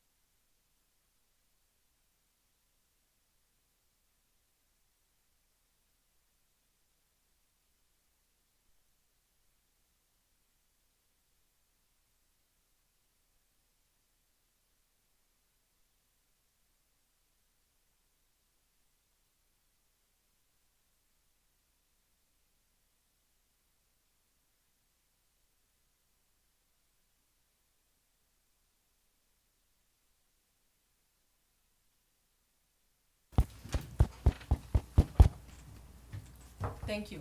Okay, we're back. Okay, for the Patrick. record, Patrick Vanass, thank you for this time to confer with our team. So upon our discussion, we are okay to commit with employee parking off-site from the get-go, a valet option from the get-go. We, working with the town and providing town-approved signage, no parking signage. And is it gonna be more in the right of way or on our property, either way, whatever works for the town. Then I'll give you a little context, we've got another commitment here, but I'll give you a little context as to the discussion internally and the concern. I think from an ownership group, making these commitments, it's always a little difficult when you're trying to get a business off the ground and you feel that, you know, you have to give and there's a lot of uncertainty. So I think part of their, what they've reiterated to me and discussions we've had on other projects is ultimately, when there's a shortage of parking, the business suffers. And they have a huge incentive to find solutions. If I read the room correctly, that's probably not good enough for you guys. So, but I did wanna put that on the record. It is a concern. They feel that people it really hurts is them and their business, and they've got every incentive in the world to find a solution. That being said, I think what we talked about with the Dolphin Inn is having the Dolphin Inn for overflow parking and valeting there, with the idea that when Dolphin Inn is ready to break ground, they would address parking, how much parking can be provided on Dolphin Inn, because Dolphin Inn's gonna need their own parking, they can probably accommodate some of the parking.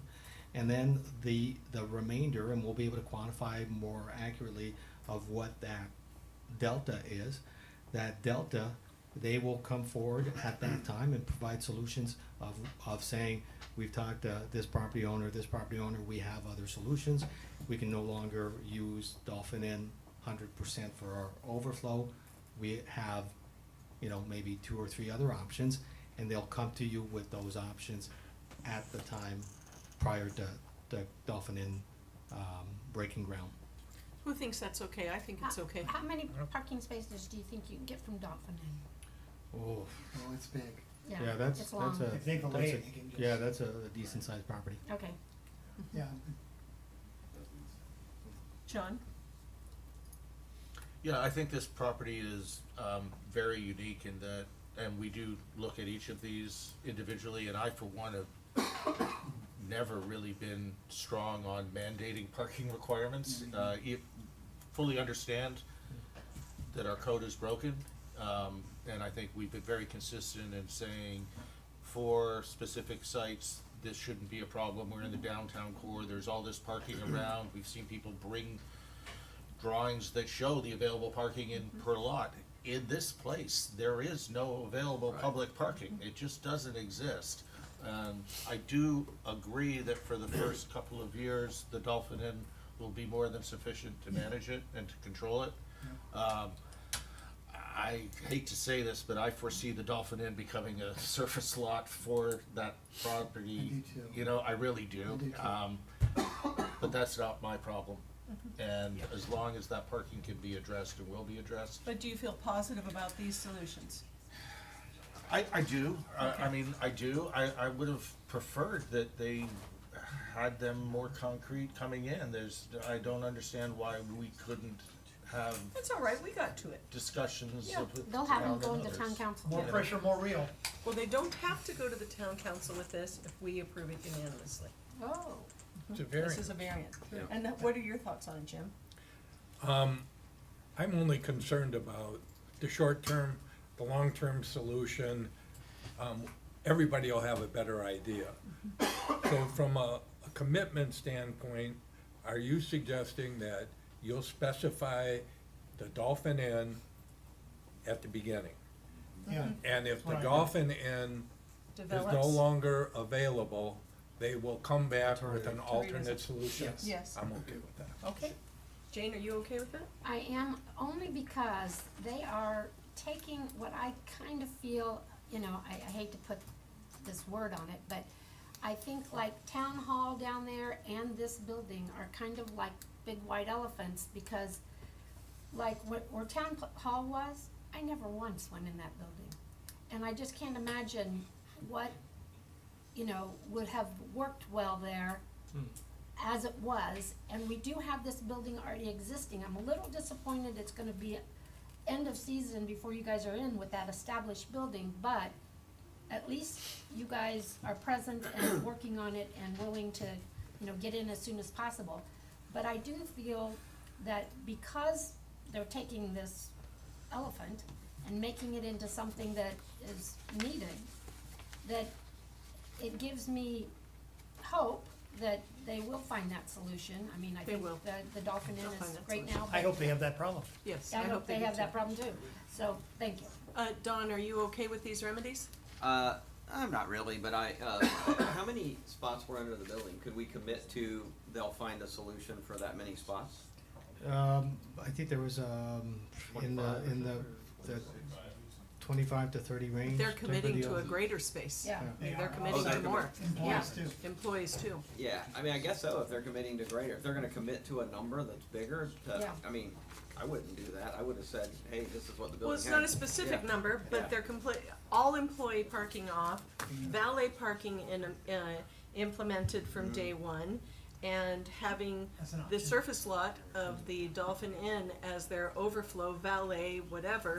From day one. And they can't And sa- rebuild until. and signage. Yeah. Signage. We Sign- can, and we can signage. encumber the Dolphin for that, is that? Well, I think we look at it from the standpoint of, you know, it becomes an encumbrance when they go to build, and the idea is, when they go to build, they have that option of other solutions. So you They can't probably come need in to and have ask for something something they don't have. more concrete at some point in time, but I'm Ab- okay with it. Jim, are you okay with it? Absolutely. So, you know, we've encountered some delays on some of our other development approvals, which you may or may not have heard of, but, you know, subsequent to approvals being provided by either LPA or town council, then there's kind of a little bit of a disagreement between staff and some of the applicants, and that's caused tremendous delay and headaches for everybody. So how So- can we eliminate that here, Judith? So, Or Nancy? Are Well, you I have- suggesting language was the yes, reason for I that? am suggesting I just some wanna make sure I language understood. that we can walk away today with staff comfortable and the applicant comfortable as Great. well.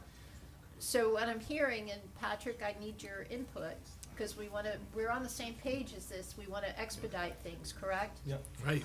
So perhaps something wording to the effect of, subject to execution of a valet parking agreement and a shared parking agreement. Or agreements, could be more than one. They might get it Okay, from three. all right, lots. with an S on it. At the time of development approval, Development order. development order. So I'm looking at Judith to make sure that you're comfortable with that as well. It gives you guys a lot of flexibility and time to actually get the document drafted, but it gives the town certainty that there will be a legal document in place that will codify that parking Or at least a letter of requirement. understanding, or whatever you're gonna call it. No, I think an Enforceable? agreement. Yeah, oh, Yeah. yeah. Generally, we would ask to have a copy of that provided at the time of application. Judith? So our code has a provision for this shared parking agreement, and it calls for, in a situation like this, a formal agreement to be filed, so I think that this Oh, there is you go. along those lines. Perfect. Great. I did wanna add, just for clarity's sake, two things. One, if for some reason we cannot get to a place where staff is satisfied with this agreement, we would ask that we could bring it back to you. In that Yes.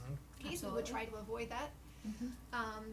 And second, that the Dolphin Inn parking would not be used for commercial paid parking and only used for this use, unless it's revised at some future point when the Dolphin Inn comes in. And they don't And need the that's- parking spaces. They could prove that they don't need the Right. parking spaces. So let me ask then a follow-up on that while you're on that exact topic. So if there's a charge for valet, that becomes a commercial parking lot then? So does valet have to be free? Not necessarily, Okay, but good.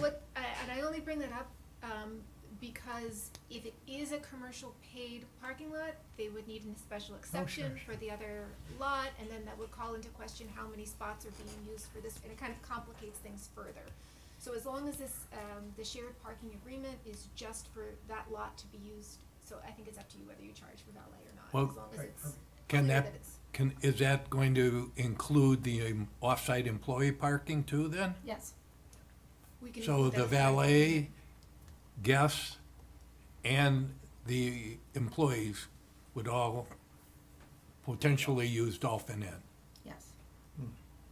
I don't think that's a problem. Again, the ownership groups are very similar, so I think they can work that out and work out an agreement Oh, amongst I'm sure themselves. they can. Okay. But what I don't quite understand is, Yeah. explain to me what a written agreement for valet would be. Wouldn't that just be a condition of approval? That you would, it's not gonna be with the town, but there would be an agreement that you bring to us to show that you have an arrangement in Permission. place with that property What if they owner. do it with their own employees? Their own I'm talking about the owner of the property where The the parking will be- valet is Yeah. gonna occur. Oh. So what this would say is we've got shared parking, both parties would agree to that, and the shared parking will be valet. Yes. Something like We that? could do that. That'd be Okay, great. so I was one, But okay. the other concern I do have, Patrick, so let's Sure. try to find a solution, is Judith raised the issue of prohibiting commercial parking on Well, the yep. receiving lot. Right, because otherwise it opens up other permissions then that it would be becomes a whole different use. needed, yeah. Right, so how do we prohibit that? Well- Because we don't have the Dolphin property. It will be I- exclusive. I It's think exclusive if they use. make it private parking only and it's private to them. Exactly, Yes. exactly. Yeah, so it's not allowed But currently. how do they make it private parking only for them? Because We it don't doesn't have have the a use Delphin Inn for yet. park- Yeah, but for right now, commercial. it's an open property Could and we get we're some not type allowed. of restrictive covenant that it would not be used for commercial parking? How do I bind it? So I would say right now, there is no permission for commercial parking on that site. From So a it's- zoning perspective. Right. Yeah, Right. so you need a So special exception. You would for need a commercial. special exception So it's not to enable that. So right now, it's not allowed, and I think if they came in for a special exception, we would remind them of this conversation. But I also wanna point out, that Jason makes a good point, is that this type of agreement, our code says has to be recorded with Lee County Public Records, so it's gotta be a real formal. So that would be the notice to any prospective purchaser or the public at large that this property has some restrictions on Yeah. it in the nature of a shared agreement. So how about in this, a motion, perhaps if we cross-reference that section of the code? What is that section of the code? It would be 34/2018, C as in Charlie 3. 34/2018 C3.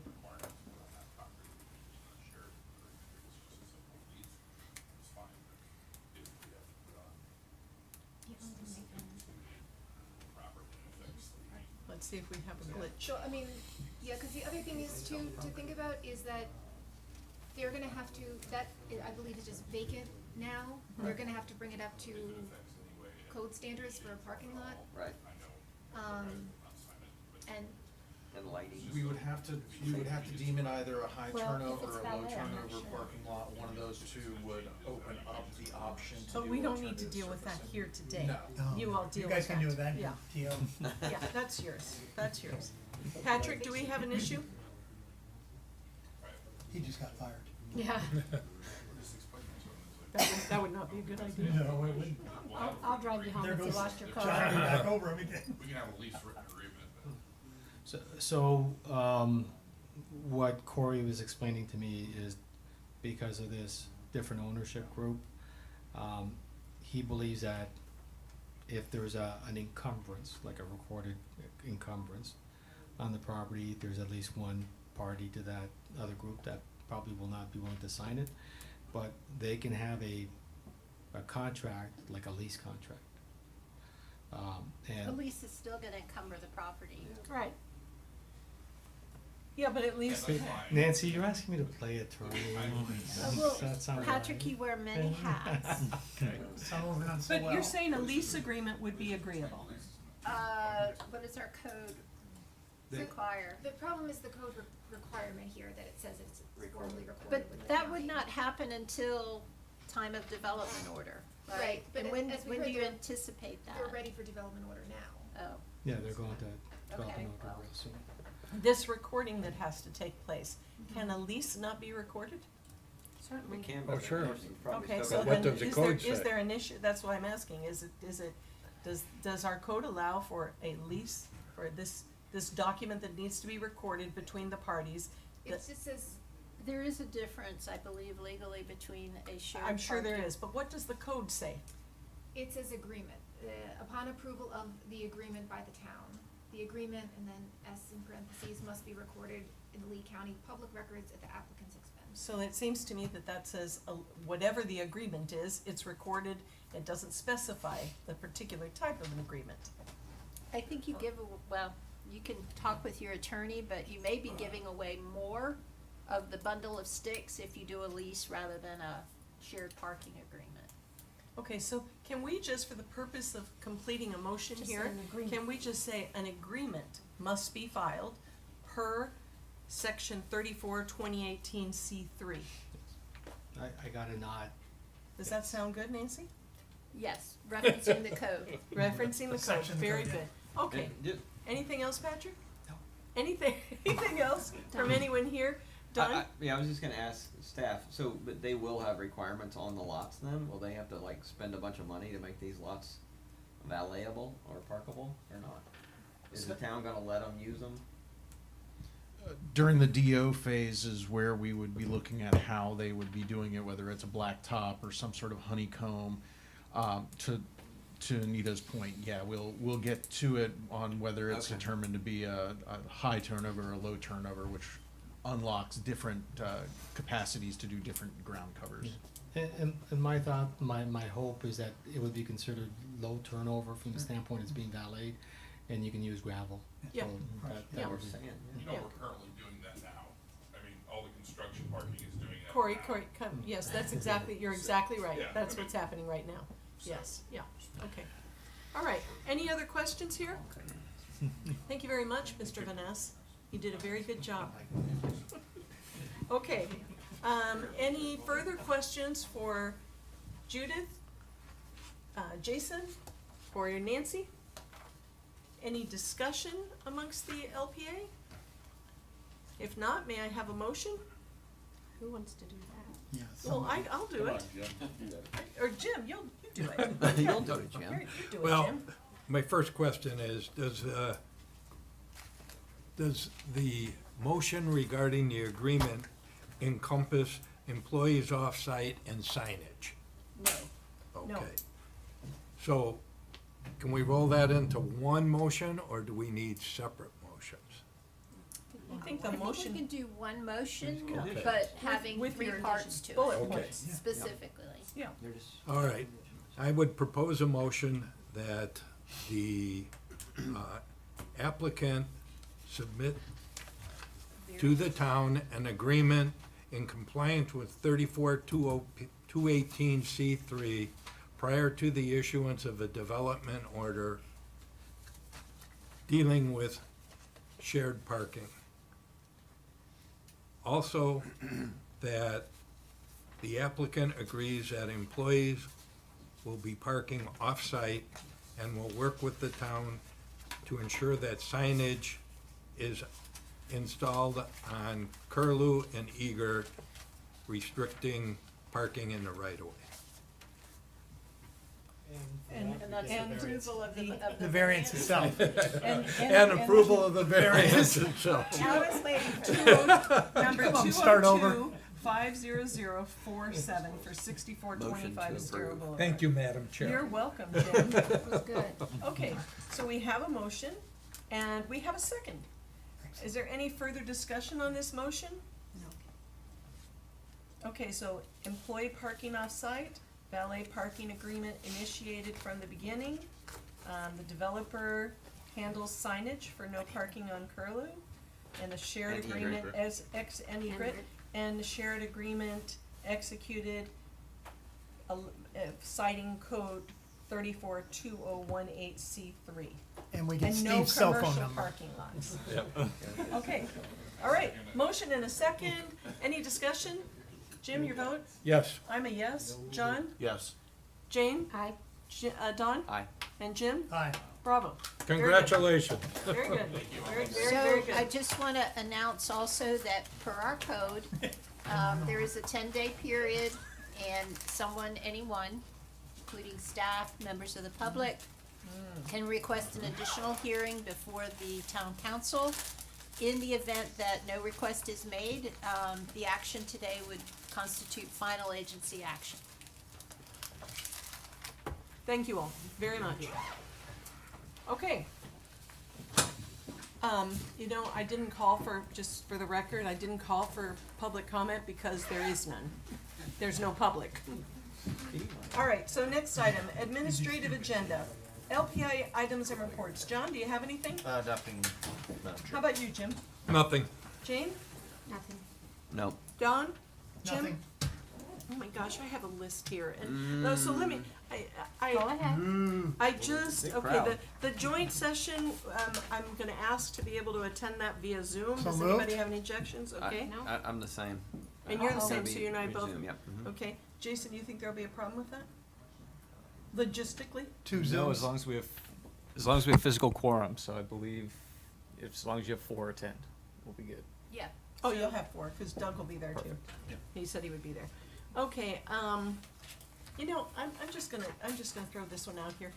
Would there be any opportunity, Judith, or Nancy, or Jason,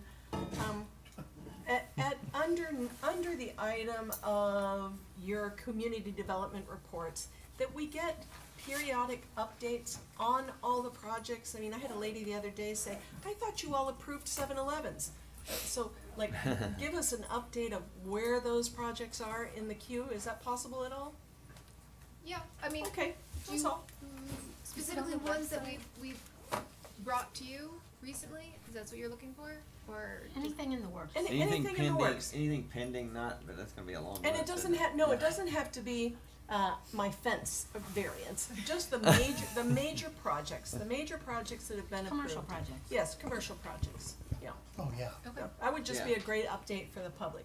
And the only other question I have is, are you all working on this parallelogram lot glitch? So, You could just say yes. the two properties in question, Mm-hmm. specifically are still under review. They're Review. still going through the review process. So that's, those two specific ones, are still being reviewed by staff. The parallelogram ordinance in general, we are not been directed to bring any changes to that. The other thing to bear in mind in that regard is if the sentiment by the public or policymakers or LPA members is to change it, to make it more restrictive and perhaps overly burdensome, we are going to be restricted by SB 180, Sure. which Yep. Yeah. becomes effective. So I say that because I don't wanna put any false hopes in anybody's mind, if there was any type of, thought process of moving in that direction. Okay. So I'm not gonna fool with anything else, and I wish you all a very lovely Yeah, summer. safe travels. And you have a great trip I know. yourself. I will. Anything else from anybody? Oh, wait, there's other things on here. Nancy, do you have any items? No. Okay. Our That next was LPA tentative. meeting is the 12th of August. I'm Well, sorry, the what? 26th The next one? of June. Our next Oh, LPA LPA, meeting sorry. is the 12th of August. Joint meeting is the 26th of June. And with nothing else, I'll entertain a motion So for moved. adjournment.